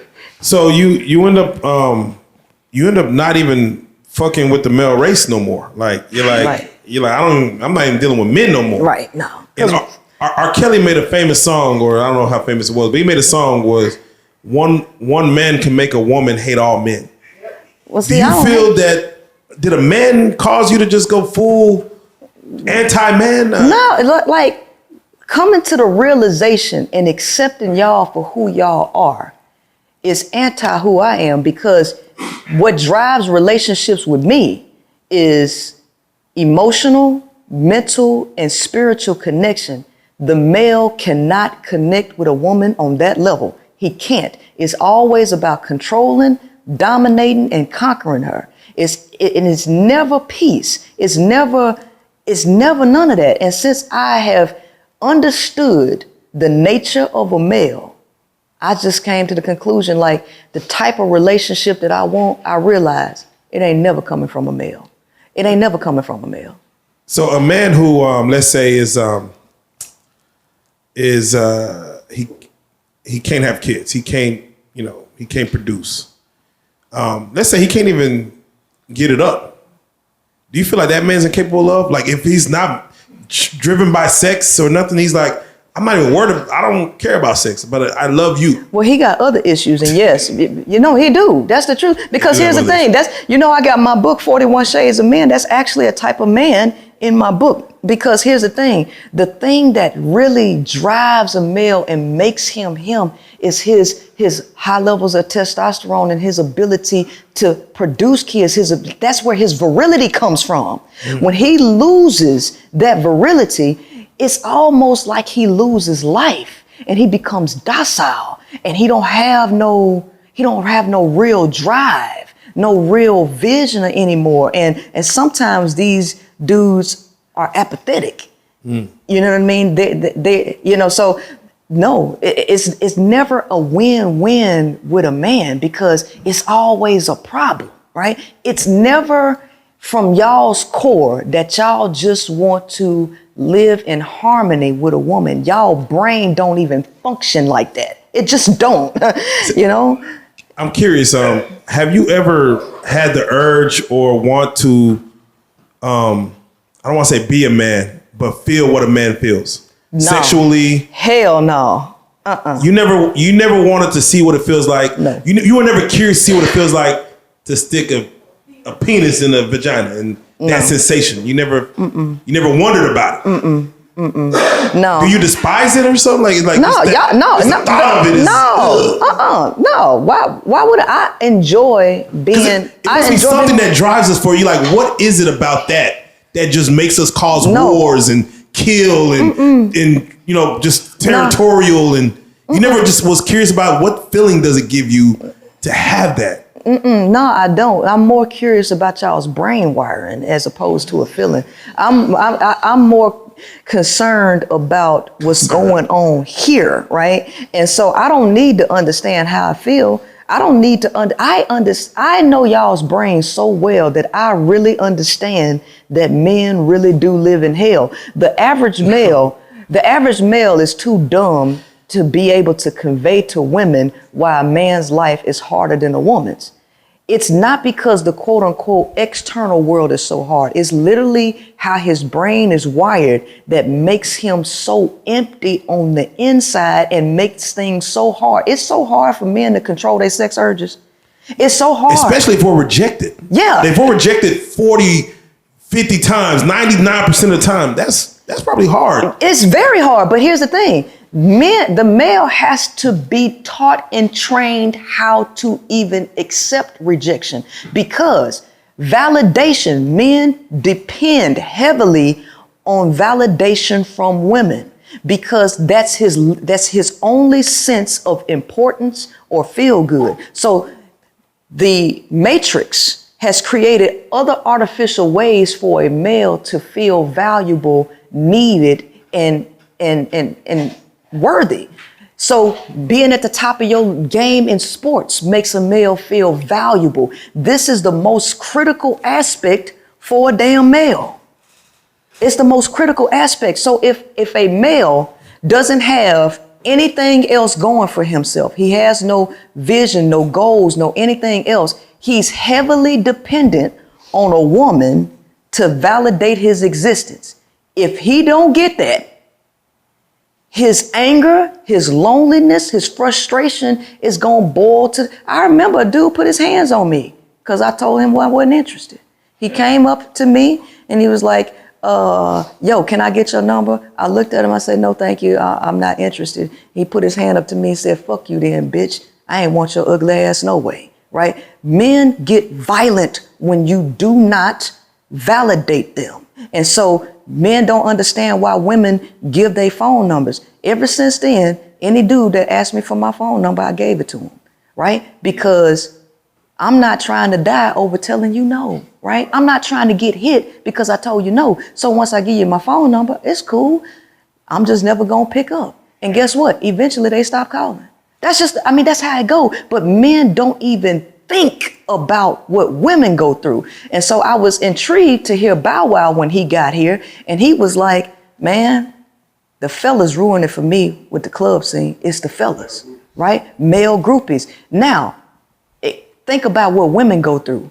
If Bow Wow saying that, what you think women go through? I know it's bad. Yeah. It's bad. Yeah. Be bad. So I'm curious, in a society where there's a man and woman, do you believe it should be 50-50? Hell no. What like, who should be paying the bills in a normal husband-wife scenario, girlfriend, boyfriend, we're living together, we're talking about building a family. Who should be paying these bills? The men should be paying them. I'm gonna tell you why though. Baby, I know you don't want to hear that, but let's keep it up. But let's keep it. I don't mind paying the bill, so I actually agree with you. Yeah. But when you say it so matter of factish. But yeah, matter of factly, because once you learn the nature of a man and once you learn his motivations, it's idiotic for him not to be paying 100%. And every man deeply knows that, man, this bitch stupid for going 50-50. She's stupid. They know that because the male knows that he ain't bringing a goddamn thing to the table. He know that the woman is the value. Everything, the family, the kids, the access to sex, stuff that he would not have access to.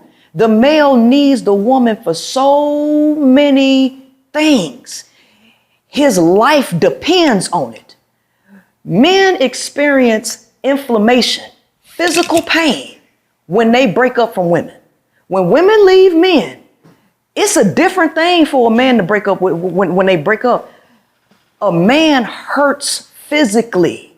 A man experiences inflammation by living alone for an extended period of time. It hurts them. This thing with men, they need women. The very fact that men need women as bad as they need them, they better be paying. They better be paying. And if they ain't paying, you ain't got no business talking to them at all, because they come to take. They don't come to give. They come to take, and they try to make you think that you ain't the value, and they know good and goddamn well that you are. They know it. What would you say if Kevin Samuels was sitting right in front of you right now? The same thing. And I would say the same thing, because here's the thing. Kevin knew that. He tried to talk to males. Listen, how you gonna say that? How you gonna sit up here and make a video and teach dudes how to wash the crack of their ass, and then turn around and tell him that they need to go 50-50? Nah, nigga, you can't even wash the crack of your ass. You better come up with 100. If you want me to wash them dirt ass drawers that you got shit stains in, you better be paying 100% of these bills, because I'm not finna take my time to do that, right? So the fact of the matter is, Kevin tried to talk to these dudes. Dudes don't listen. What did I tell you Galileo said? You can't teach a man anything. You can only help him find it within himself. So he started talking to women, right? Do you believe in the high-valued man? I believe in the high-value trick, because that's what the most of them Oh, are. damn. God. They high-value tricks. No, seriously, they tricks. These dudes that couldn't get no play, they couldn't get no pussy, and then they get a little money, and they willing to pay for what they want. So here's the thing. That's why you got to be a dress size 6, and you got to be 22 years old, no older than 23 and a half, right? They pay for accessories. At that point, a woman is an accessory to a man. A true high-value man, it ain't even about that. Value is what you can give, right? How you benefit the planet, how you benefit society. What do you have to give? A high value trick is all about what what I can pay for and what access to all of the things I want. It's about success. Success and value are two different things. And Albert Einstein made that distinction. Try to be a man. Don't try to be a man of success, but become a man of value. These are two totally different things. A high value trick is all about his selfish success, but value, it concerns itself with the mind and what you have to offer the planet. And a high value man will want a woman that actually has value outside of a dress size 6 and age. So yeah, I believe that most black males are high value tricks, but very few high value men, if any. Are there high-valued women? And what does that look like? Well, high-value woman is the same thing. It's all about the mind. You got to understand that manhood and womanhood, males and females, okay? Males and females is based on your biology and how you operate in biology. It's not about what you obtain. It's about how you matriculate into functioning from the mind space. When you get to a level of functioning from the mind space and you get into your authentic self and you have value to offer, The majority of people in a patriarchal system are not people of value for the planet. They are commodities for the system. They slaves for the system. But when you become a high value person, it's what you can develop yourself to be, to authentically give, to replenish life. Okay, so it's right there. A woman who has all the resources, has no need for money. She needs for nothing. Right. She only wants now. Right. What kind of man does she choose? Well, depends on where she is. Seriously. Because you got this thing called Maslow's hierarchy of human needs, right? And self-actualization, it ain't about money and physical needs. It's about spiritual alignment, mental alignment, and all of that stuff. A high value woman who actually reaches self-actualization, if she's wanting something deeper, she would want a man who is at that level or higher. But what she's gonna find out is that that man don't exist. He don't exist, right? And so some of these women end up settling with men who are much lower because they think they need men. When women get out of the idea that they need men, they ain't gonna be choosing a lot of them. They not. Oh. They not. So I'm curious, man. This goes so many places. I just want your thoughts on this. You know, we live in more forward-thinking community in America. 2 women adopt a boy versus 2 men adopting a girl. What scenario do you feel in those scenarios plays out better for society? Because honestly, I ain't gonna lie to you. Both of those are problematic situations to me. 2 men with a girl, no, and 2 women with a boy. 2 women who have no understanding of male psychology and male behavior can only raise that boy based on herself and what she sees in society, which she ain't doing a lot of analyzing. Women do not know how difficult it is and what a boy child needs. The female has this unhealthy relationship with boy children or her sons. Very unhealthy. She don't know how to cut the umbilical cord. They coddle these boys too much. They prevent them from busting their head. They prevent them from learning how to do things on their own. The very idea of cutting the cord and making a boy figure it out is the path to manhood. The idea of teaching this boy child how to channel his energy and his emotions in a healthy way is how you teach a boy to be a man. These women don't know that. They don't know that, right? I know that, but the majority of women don't know that. So to have 2 women raising a boy, that's death for that child. I would never even tell nobody, knowing that men are visual creatures and they are driven by sex, 2 men raising a girl child. That's a dangerous situation. Neither one of those are good for society. 2 men raising a little girl. Yeah, that's no good for society. Come on, we got pedophiles out here. We already know that men are visually, if your dick get hard from rubbing up against a tree, damn, you wake up in the morning and just looking at this post make your dick get hard. Damn. I'm keeping it a buck. Why would you have a developing child when we know how men's brains work? No, that is not good for a developing girl child in the house with 2 men. Men are not communal. Y'all are predators by nature, and y'all supposed to be out there. And if y'all gonna have anybody, you need to be having a boy. Leave these girls alone. Neither one of those situations are good for society. We are not equal. I'm not pushing equality. Y'all are different, and y'all need to operate at your capacity. Women need to get out of this competitive mentality and get back into community and help each other with the kids. Once that boy gets around 5, 6, 7, around in that age, send him with his daddy. Boys in the hood. That's just the bottom line. That's how they go. And I know you said you didn't want to talk about, too many celebrities and things like that, but I gotta ask you, how out of line was R. Kelly pulling up to McDonald's as an adult man You know? All the way wrong, because R. Kelly is a predator. That's what predators do. They look for prey. That's just the bottom line. And what makes a man move is testosterone, period, right? And if you read Napoleon Hill's Think and Grow Rich, Sex Transmutation, men need women as muses to transmute that sexual energy into a mind space. Men use women as muses. They use them as sexual objects to get them into a creative space, right? The male mind is drastically different from the female brain, completely different, right? The average person don't know this, right?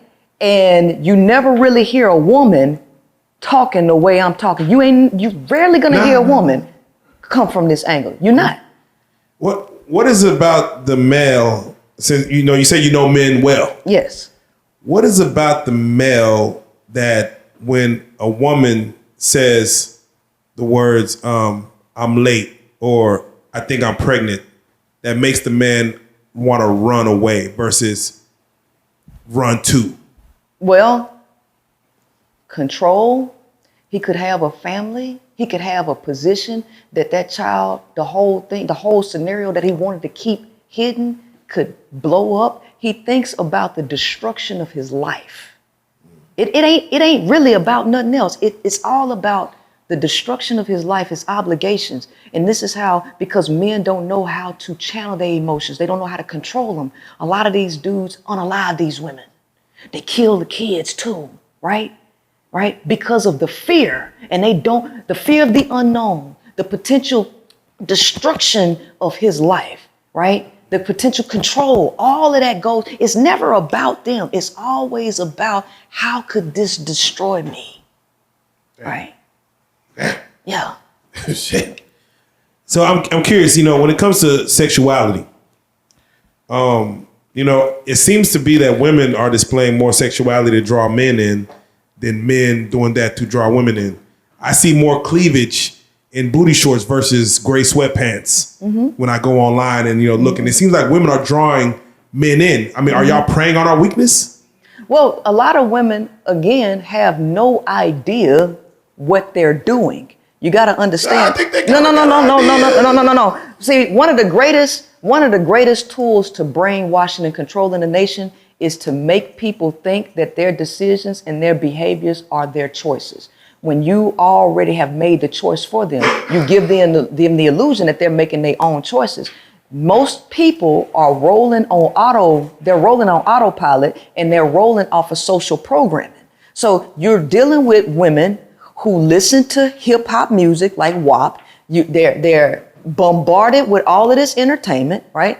All of that has an effect on people's behavioral patterns, right? Oh, yeah. Okay, so none of these women have critical thinking abilities. They're only responding to stimuli and copying what they see that's in front of them, okay? Now, who created this image? The woman didn't create this image. People behind the scenes created the image, like we talked earlier, right? Yeah. It's men writing the songs. It's the people who run this whole thing are men, right? It's not women doing this. So they're creating the images, they're creating all of this, and they're manipulating women to behave in certain ways without critical thought, right? So a lot of these women do not know why they do what they're doing. They're just doing it, right? Who is using these women to manipulate male behavior? The people who created the philosophies, the people who created the content, the people who are socially engineering the people. The majority of people are mindless robots. The majority of people are mindless robots. That's just the bottom line, what they're doing. So you have philosophies, you have puppet strings in the back that are manipulating behavior. So there is a rise of single lonely men. This is intentional. I want you to understand, this is intentional. There's a rise of single lonely men. And then you have a push for over-sexualization for women who don't understand male nature, because they don't know nothing about male nature. But they're using sexuality to manipulate and anger men. This is done from the top. This is not done from the bottom, right? Okay? And what's going to happen is they're trying to rile up these men because this is a part of their depopulation plan. It's a part of the depopulation plan. Rile up these men, make them angry, right? And we already know if you study boxing, how does a boxer get ready? Refrain from sex and make yourself angry when you get in the ring. That's what testosterone does to the male brain. And they attack. So this is a game that's being played from a much higher level, and everybody else is a pawn in it. Mindless robots that have no earthly idea about what's being done.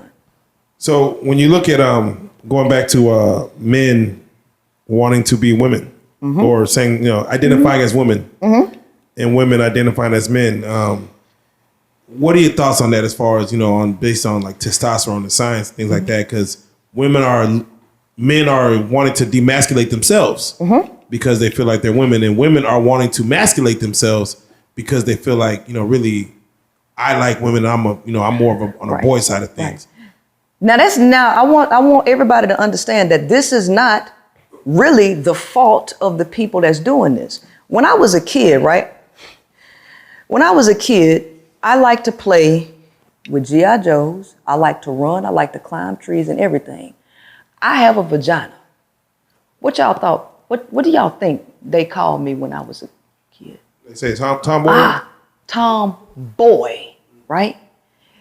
Society puts into the head of the kids that something is wrong with you and that you're acting like the other sex. It ain't organic. People start programming that instead of allowing people to express themselves. By me expressing myself the way that I'm expressing myself, it's clear that I'm a female. But guess what everybody will call me? They would call me a man. So who is the crazy one? Is it the girl who says, I feel more like a man because I like to play sports, I like this color, I like that, and I feel more like a man, so let me go and change? Or is it the people telling her that her attitudes, her characteristics, her traits are more like a man, so you must be a man, right? Right? So for the woman, because it's a different mechanism, it's kind of a different mechanism for males, okay? But for a woman who goes and transitions and say, I feel like a male, she only has that idea because society keeps telling her that her characteristics, her traits, and behavioral patterns are manly. So now they just want to go look like it now. For the male child, y'all call him a sissy, right? If he want to play with Barbie dolls or whatever. So now y'all put into his head that you acting like a girl. So this is where these artificial feelings start coming up. If people would just let these people just be who they naturally are, I can guarantee you, specifically a woman wouldn't be trying to change. But I understand why males are, because women are born with a natural power that males do not have.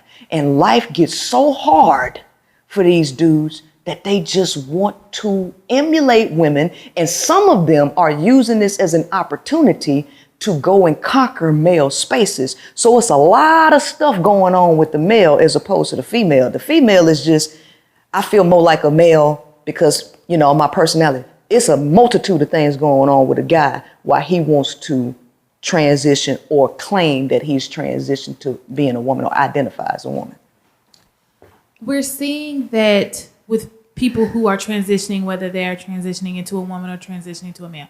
We see more men who are transitioning into women wanting to dilute or erase what it is to be a woman. We're not breastfeeding anymore. We're chest feeders, and we're not natural women. We're cis women. They want to try to eradicate these words that identify us as women. You don't necessarily see these same things happening with women who are transitioning into men. They're not trying to dilute what it is to be a man. What do you say to transitioning women who want to eradicate the woman? Okay, wait a minute. Transitioning women or Transitioning men. Yeah, Transitioning because- men into women. Okay, here's the thing. You got to understand the nature of a male again and the power that women possess. A lot of these males, they do not like the quote unquote barrier that society has created to quote unquote protect women, right, from them. They really don't like that, okay? They're angry with the power that you possess as a woman, and they really want access to you. These men are jealous, they're angry, and they want revenge, and they just want to get their hands on you. They want to get into your spaces. So the entire motivation for them is to conquer you. Men are territorial, they are conquerors, and they are power driven. This is a power thing, and this is just another way for them to obtain power to dominate women with the barriers being removed. And women, because they don't understand this, they are rallying because you got to get to women. Women is who you talk to. You don't talk to men. Men don't listen. They reject practically everything. You got to get to women and convince women to accept stuff. Women are accepting this under LGBT because they don't understand the nature of a male. The nature of a male is conquering, territorial, and power driven. And they have an agenda to eradicate you by wearing your attire to take your place. It's pussy envy, right?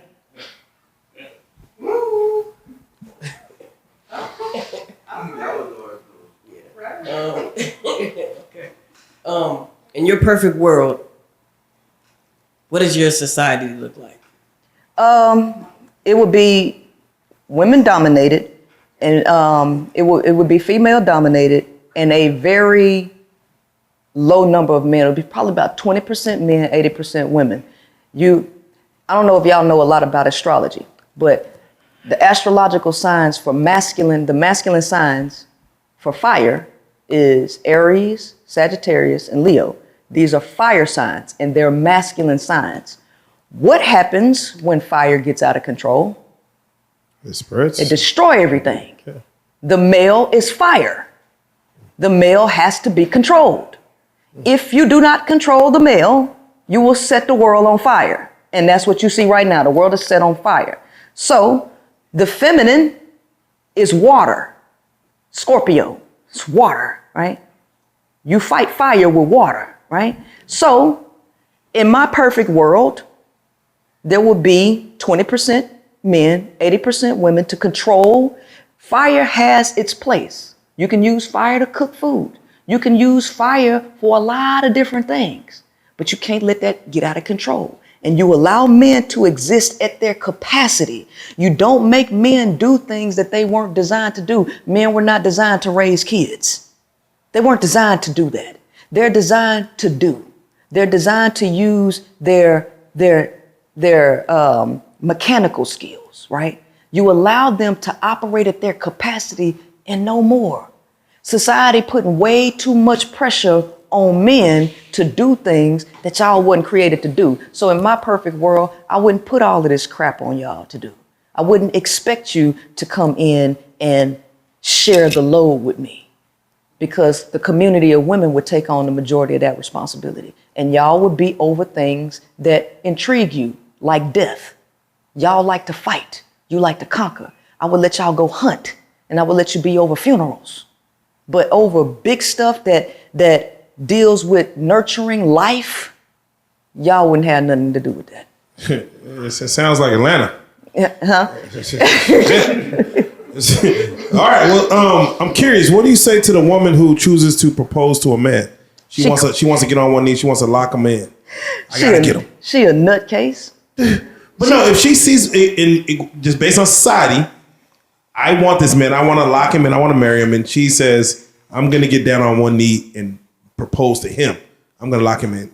You say she's nuts for that? Yeah, because she's in delusion land. It's men who need women in their life. And men, when they find one, because men die a painful death if they die alone. Men cannot be alone. They need somebody there, right? It's men who need family. Women already have family, right? It's y'all who leave the nest, who try to go find your way on your hero's journey, right? You either sink or swim.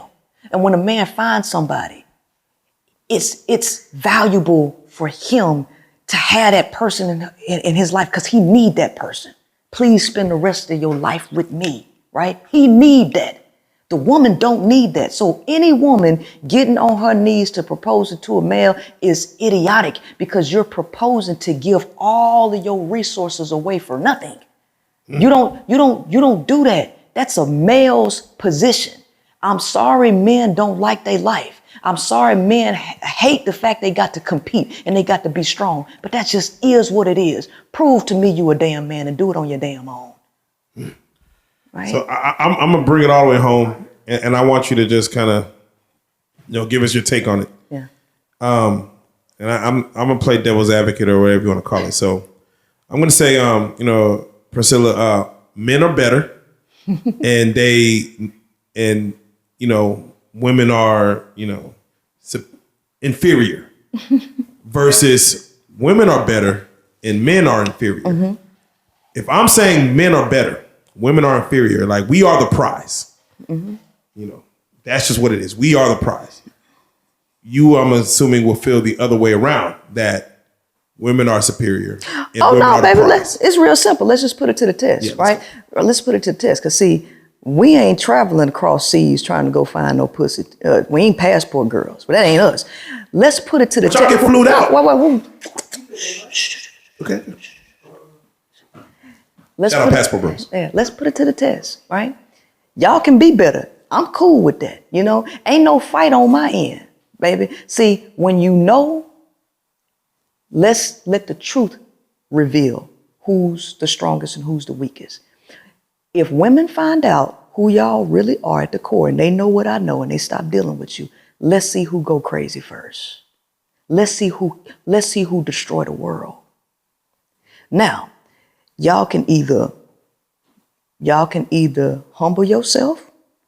Every tongue shall confess and every knee shall bow that the true God is feminine energy, and y'all get in y'all place like you supposed to be, all right? Or you burn in hell on the inside when that bitch don't give you shit. I'm gonna make y'all simps and proud simps, man. Shit. Man, I'm Russell Wilson, man. That's what's up. You got your queen, baby. I'm gonna turn all y'all into simps. So what are your thoughts on Beyonce and Jay-Z's relationship? I don't really follow them that much, but I think a lot of that, it was business. When you're dealing with celebrities at the height that they're at, that ain't no low level Pookie, Ray, Keisha type shit. No, that's some high level business shit there. You know what I mean? And I don't have the expertise behind the scenes of how the interworkings with a relationship like that go. But I know it's political. It's politics in that, high level politics. So I have no real commentary on that. Without question. All right, so I want to be able to, touch on, the Queen Maker, even that moniker. Yes. What does that name come from? Like, are you making queens? Are women responding to you as the way men used to respond to Kevin Samuels, saying, hey, you opened up my eyes. I didn't understand me, because you said women kind of go into situations without an understanding of self. Right, correct. And you're kind of opening their eyes. I'm opening their eyes to everything, right? And they love it, right? My book, $45. I don't got no complaints about people buying my book for $45 because it's straight game, it's straight wisdom, it's straight truth. It's all there, And name of the book again? 41 Shades of Men: The Pursuit to Subdue and Use You, right? Every man is using you for something. Ain't none of them coming to love you. They coming to use you. You just got to figure out what for. Why not even 40? Just 41 shades? Because it's 41. I mean, right. Yeah. If I find another one, I might make a bonus. Right. I don't know if you answered this. Can women love? Did you say women can love? Oh, not only can they love, they're actually created to be love. Women are love. Oh, yeah. They just ain't operating in it because they've been brought down to a level of codependency, right? See, to operate in love, you got to operate in no need. Now, let me go back a step because you asked me about the queen maker. Yes. The queen maker is me developing women and moving them from being pawns on the chessboard because this whole life is a game. Women just ain't figured out it's a game. Men know it's a game. A lot of women don't know it's a game. So I'm taking women from being a pawn to being a queen. The most powerful piece on the chessboard is the queen because it's the most free piece on the chessboard. It can move in any direction uninhibited. Freedom is equivalent to power. Freedom is where love is. Love is free. Free not in the term of giving things away, but in terms of inhibition, allowing a person to be who they authentically are, not based on what you need.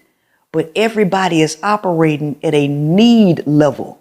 Women have been brought from independence into a level of quote unquote submission that puts her in eternal need that keeps her away from love or being loved. But when you allow a woman to be free, women become love. Men cannot love. Women are love. Why do you think in chess, to win, you have to capture the king?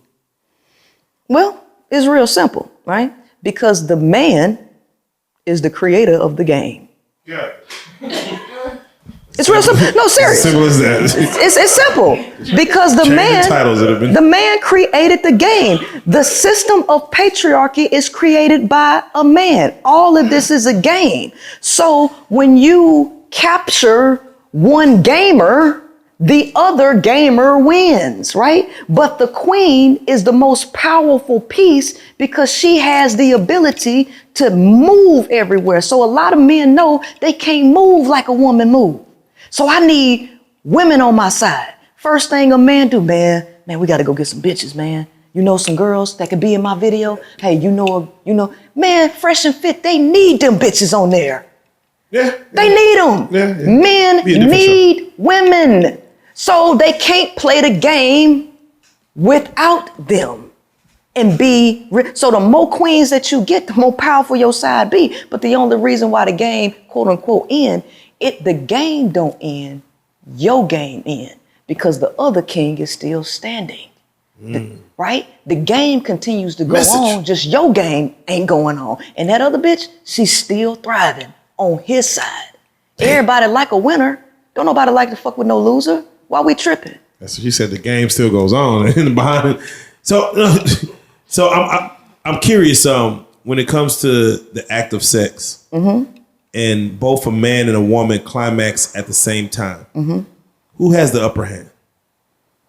Well, in that situation, it really depends on the mind space, right? It depends on the mind space because that actually is a powerful energy that's created when both people climax at the same time. Because sexual energy is an energy that can produce a lot of things, right? Provided that the people know what the hell they're doing, right? Right? Because now we're entering more of a mental conversation, which a lot of people ain't really equipped to have, right? So there is no quote unquote upper hand in that unless there's some deception at play, right? Right? Because the most powerful energy on the planet is sex energy, and that can be used for good or bad. But when you're dealing with people who operate on a survival mentality, typically what comes out of that is negative creations most of the time. That is true. So I want you to tell the people about, your podcast. You were on Fresh and Fit. Yeah. You were the oldest woman on Fresh and Fit. I at the sure time. was. Did And it- they didn't even know it. Look, they didn't even know it. Cause see, I was listen, my IG, I got a few nice little pictures on my IG. I could pass for like 29 or something. So when they went over there and looked, I'm like, they needed some bitches, right? They needed some women on their podcast. So it's like, I reached out. I could based on my pictures, I could blend in. They didn't know I was 37. But they probably ain't gonna have another 37-year-old chick on there. after I did what I did, we gonna screen these bitches. Bitch, how old is you? Right? no, they need young naive chicks because they don't have the ability to fire back at them. See, I don't give a damn how you look at me. I don't care. I'm not trying to get I'm not trying to get your validation. I'm trying to extinguish your argument. Ooh. So, bitch, I could be 57. I want to extinguish your argument. Cause see, now that your dick don't get hard for me no more, cause I'm Auntie, right? And I done hit the wall and winter came. Now we can get sex out the way, and now we can go mind to mind. Fuck the sex. Talk to me like you got some sense. Intellectually challenge me.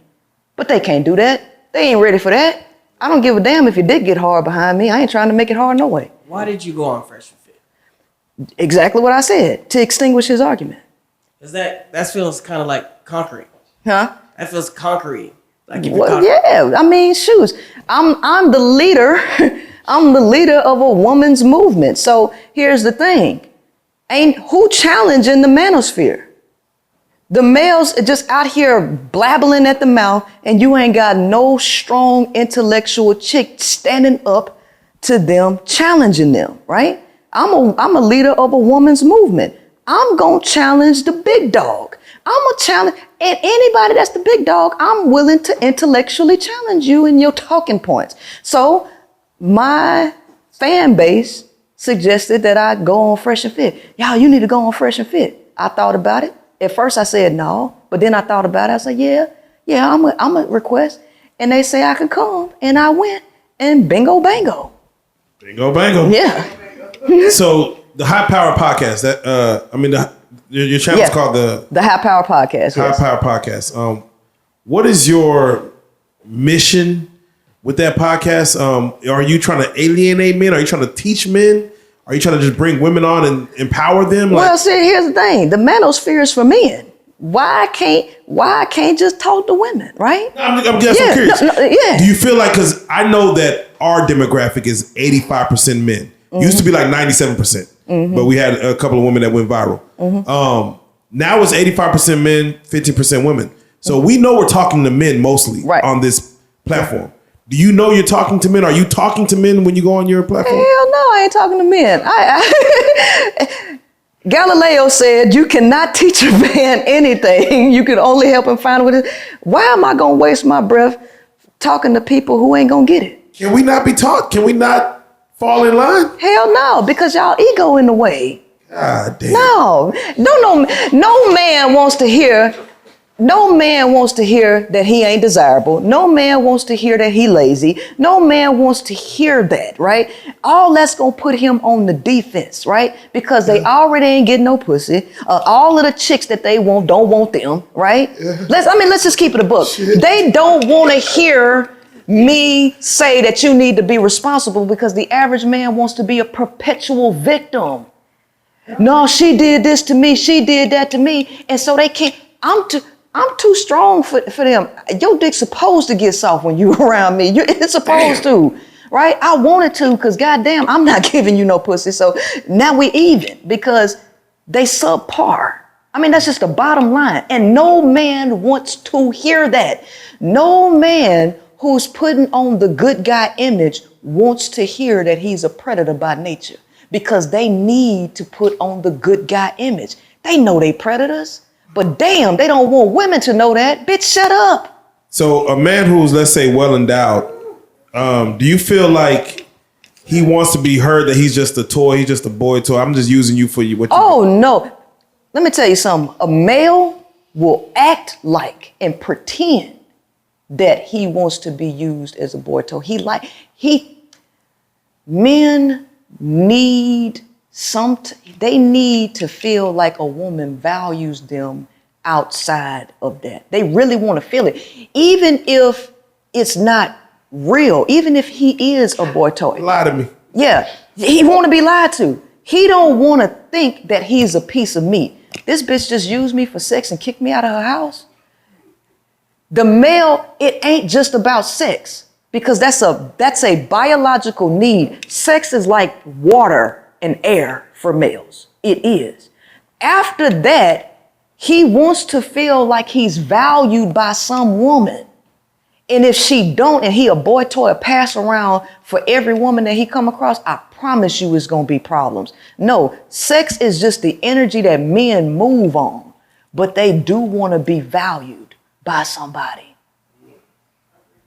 So there's not female predators? Well, everybody can be a predator. But No, but I'm like, that's not. There are. Here's the thing.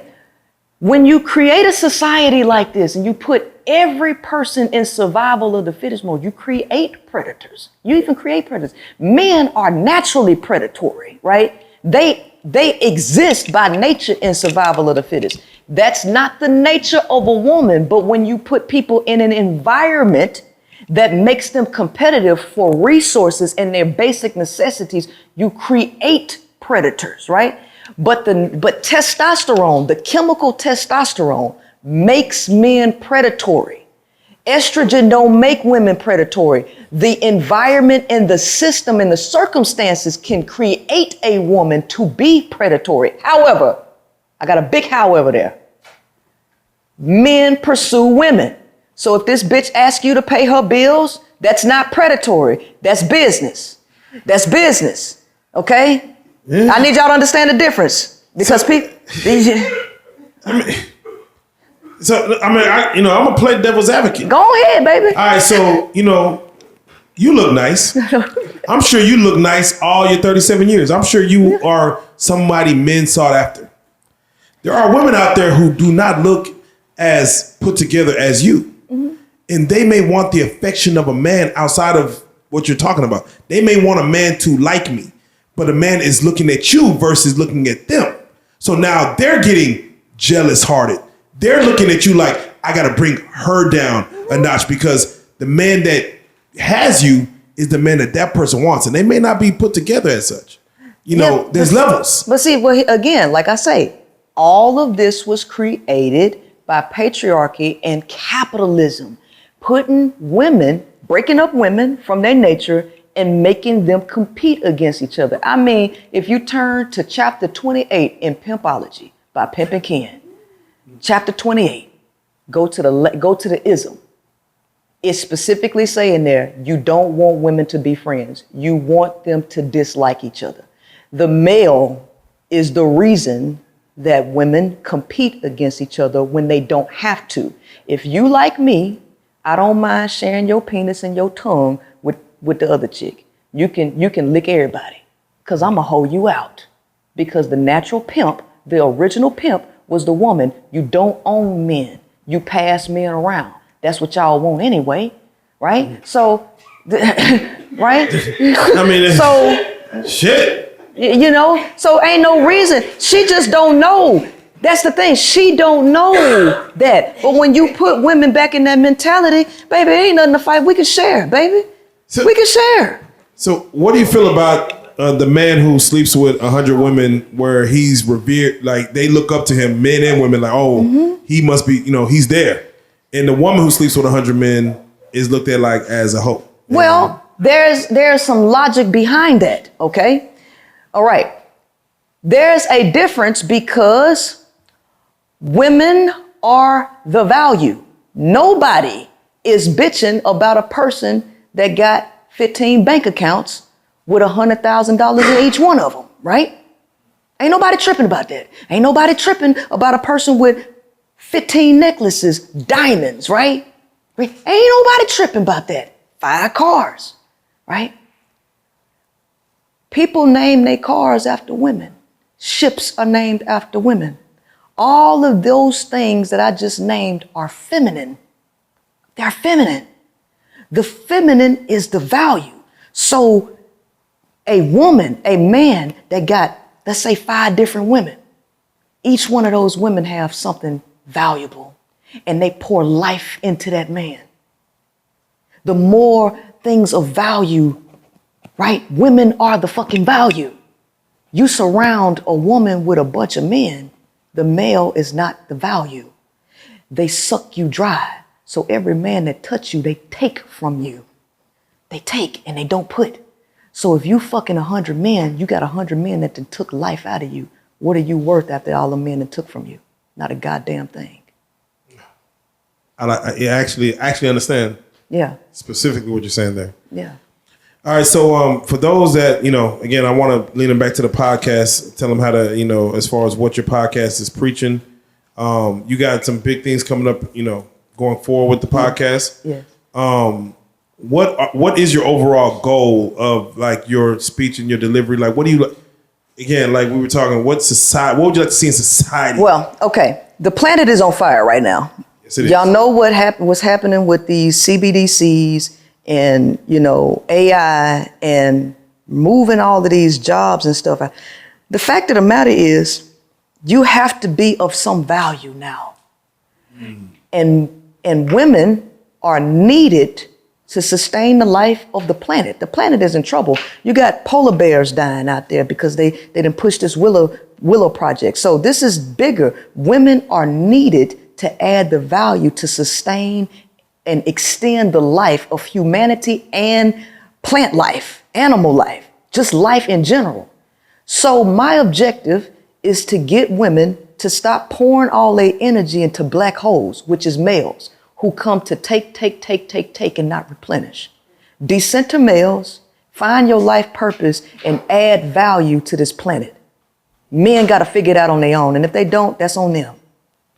Were you satisfied when Kamala Harris won VP or was appointed VP? Honestly, I don't even be into that stuff like that. Like, I ain't got no dog in that race, right? So Men, we were happy Barack Obama made it to, the president, presidency. I'm just curious for you. honestly, I mean, whenever a woman puts in the work, the effort, in a competitive environment like this, that's male dominated, I'm always going to approve of that work, right? Now, the political ideologies and all of that, I don't know too much about that because that I'm not in that arena. However, when a woman works and earns, she gets credit where credit is due. I give credit where credit is due because this is a hard game to play, right? Yeah, that is. It's a hard game to play. So to close it out, I just want to, once again, go back to the beginning of, the original question. Do you hate men? I don't hate men, but I think men hate themselves. No, seriously, right? When I speak of the male nature and y'all see y'allself in the mirror, because y'all have to do everything in y'all's power to put on the right hat, the right uniform, or the right personality to get the woman that you want. Y'all got to pretend to be something. But if y'all really showed y'all true colors and women see that, y'all know who y'all are. But when I show you who you are, you don't like what you see in the mirror. You got to cover that up with the good guy approach. With, I'm the nice guy. I'm not like all them other guys. All of y'all got this predatory beast inside of you that you got to tame. And because I can see it and I call it out for what it is, I must hate men. No, baby. You hate what you seeing in the mirror. You hate you. That ain't got nothing to do with me, right? I just don't, the energy that men bring, which is destructive, I simply don't want it. I don't want that in my life because I'm a peaceful person and I got too much going on and I don't have time to be arguing and competing and fighting with no male. I don't have time to walk on eggshells and stroke his ego. Did I say this the wrong way? I don't got time for that. You just go over there. Yeah. Do you think women love themselves? No, they don't. And that's one of my, that's why I have my workshop called Love, Men, and Manipulation Decoded. I teach women the structure of what love really is. And I teach women how to get in tune with themselves and how to actually love themselves. Like I can prove beyond a shadow of a doubt that men are incapable of. They can't do it even if they wanted to. But I can get women to a point where they actually do value and love themselves, right? But they don't at the moment. No. Right. When you see things like the BBL epidemic where women are just, sculpting their bodies based on what they want to look like. What are your thoughts on that? Because men ain't really going that route. Right. It's because it's not about y'all. That's all about the insecurity of herself and propaganda, because propaganda depends on fear mongering and insecurities for this whole thing to survive. It's based on fear and insecurity. Who do you target? The woman is impressionable because feminine energy is impressionable. The subconscious mind is the feminine space, right? That is impressionable, okay? All right. So you target women with these ads. Nobody's paying attention to men, nobody, right? Now, that's an advantage and it's a disadvantage for the male, right? But nobody's paying attention to y'all. No marketing dollars is going to persuade y'all for anything, because everybody knows that the male is not impressionable. The male follows commands. He doesn't follow impression, right? Okay. So it's a different psychological thing. So with women, you have to target how they feel about themselves. So this don't have nothing to do with y'all, and it has more to do with society telling her you're not beautiful, you're not worthy, and so to be who I am, one of the things that I like to do on my show, the High Power Podcast, is I like to demonstrate confidence, right? You can't tell me nothing about me that's going to make me feel bad, right? If you call me a man, I'm just going to tell you, well, let's speak man to man. Now we can get all of this gender shit out the way, and maybe we can have a real conversation now if you see me as a man, right? It doesn't matter what you say about me, because I love me, right? And I embrace me. I'm not getting no booty shots for you. I'm not trying to fix my hair a certain way. Either you like me or you don't. And either way, I really don't care, right? And I want to teach women to get to that level of confidence. But the only way that you can do that is to stop listening to the outside noise. Stop watching this bullshit on TV. Stop listening to people tell you ain't worthy. Because the whole objective is to bring you down for some plan that they have, for some desire that they have, right? Yeah. It's always an ulterior motive. Man, this has been a great conversation, man. I it's funny because when we started this, I was wondering, I'm like, I know she has a vibe and a thing too, and I just, again, I was surface level for my knowledge, and I'm glad you came with such knowledge and wealth. As far as when you said, I know men, I'm like, okay, hearing your story, right. I kind of get, where you're coming from.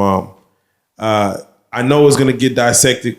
There's a lot of holes that people are going to try to find and say, hey, what about this and what about that?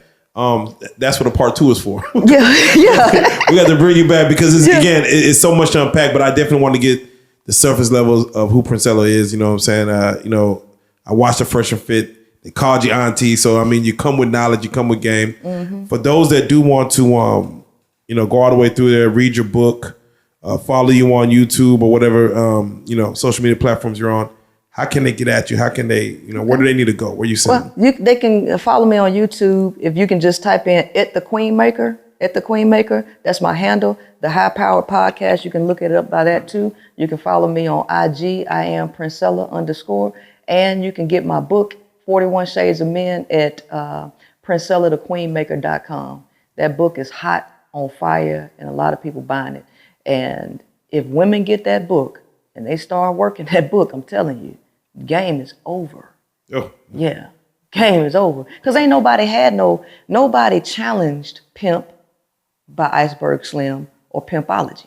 There is really no other book to counter these books. The game do that. And the last question I got before we cut is, do you feel motherhood changes women as far as becoming a mother? Absolutely. Changes their logic and their thought process of where they saw the world. Absolutely. Right? Now, like I said, in biology, once you introduce a stimulus, the organism is going to naturally respond unconsciously to the stimulus that you introduce to it. A child is a stimulus, but there's something that goes on with male children versus female children. I'm not sure if you're aware, but the male fetus leaves male DNA lodged into the woman's brain, which alters how she behaves with the male. This is one of the reasons why women are so much more attached to their sons than their daughters, right? It is the male's DNA that's kind of manipulating how she behaves. This is why I say it's mind over matter. Women have to be given the science on how to handle male children, because if she does not have that knowledge, she's going to automatically roll with her behavioral patterns, reducing her biology down to benefit the male. She's going to be more attached to that boy child because, you know what I'm saying? So children in general change the woman, but for sure, male children really do change women big time. That's real. That's real. I mean, yeah, we're going to leave it right there. Is there any shout outs you'd like to give? Any people that kind of forwarded you to this path right here? I would like to thank every guy that I have come across in my life. My mentor, who I no longer am in connection with. My friend who is a pimp that I'm no longer in connection with, right? Okay. I still have a friend that's a pimp, him. All of the guys, everybody who has ever been put in my path that I've learned something from that has helped me get here with what I know, I thank them all, right? And has anybody ever tried to pimp you? No. Like attempted? Okay. No, not on like trying to put me on the blade or nothing, but anytime a male is trying to deal with you, they always have an ulterior motive. So even though he wasn't trying to put me on no blade, they was trying to come from a different angle, right, to try to use me for their own personal gain. So one of them tried to use me to create a podcast with him, right? But he was going to try to take control of the podcast and try to take credit, but have me doing all the work. That's pimping, right? So that's how he was going to try to do it. Then the other one was trying to use me and my music skills to use me as a pawn in a game, in a political game. He wanted, that's pimping. Anytime a male is trying to spit game into your head to use you to benefit, and then they want to take all the credit, baby, that's pimping. Right? You ain't got to be selling no pussy. It's something of value that they see that they want to use for their benefit. That's pimping. Right. There you go. All right. So any other shout outs? Any other people that, you know?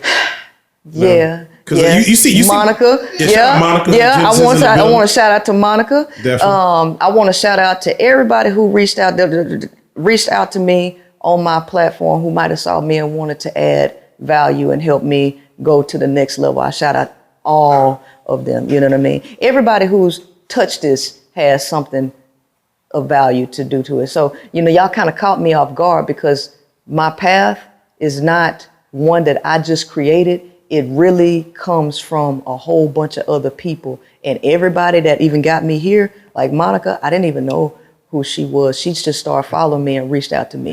You know what I mean? So everybody, y'all, for love. You know, allowing me to come here to speak, y'all, everybody, you know, so I appreciate that. And I'm just curious, if you could meet your 17-year-old mother, what game would you spit to your mom? What I would tell her, because my mama has a different issue, that she needs to love herself, and that looking for the family to be the validator ain't the way to go, because you don't need nobody else to validate you. You know what I mean? I feel sorry for my mom, really, because she'll never know the things that I have learned. And if she knew what I knew, her life would be so much better. Right? You know. Right. That's real, man. Well, there you have it, man. Auntie in the building, man. Princella, man, the queen maker. It's a wealth of game, a wealth of knowledge. Again, I don't even know we were even fully equipped to handle this conversation, but I'm so glad we had it, because I'm gonna go do some research and come back to this motherfucker, and I'll be ready, you know, really go at you. And I know you had some, you know, talks with even Charleston White of even having him have a face-to-face conversation with you, man. Yeah. I'm really excited to see where that goes. I'm really excited to see how that turns up, and I can't wait to see the just. Oh man, that's gonna be lit. Yeah, right? just the way the world comes at it. Oh yeah, I knew that's gonna be lit. I always wanted to talk to Charleston. Like when I first started this and I saw Charleston, I'm like, me and that brother, we got a whole lot in common. And I'm like, if I talk to him, that's game over. That's game over. Yeah. It's definitely gonna be an interesting conversation. Yeah. And it definitely shout out to Zulu Network because I think that's where that might land. Man, I'm just excited for that whole thing, you know what I'm saying, that whole project right there. So with that being said, again, thank you so much for coming, blessing us. There's going to be a lot of people that agree with you, some people that don't agree with you, some people that's indifferent and in between. And, they go back, play this and jump in the comments. We're going to bring the conversation back, but I got to say it, man, Princella, man, the Queen Maker, you are a real life street star. Yeah. We salute you. Thank you for coming through, man. Thank you. Let's do it.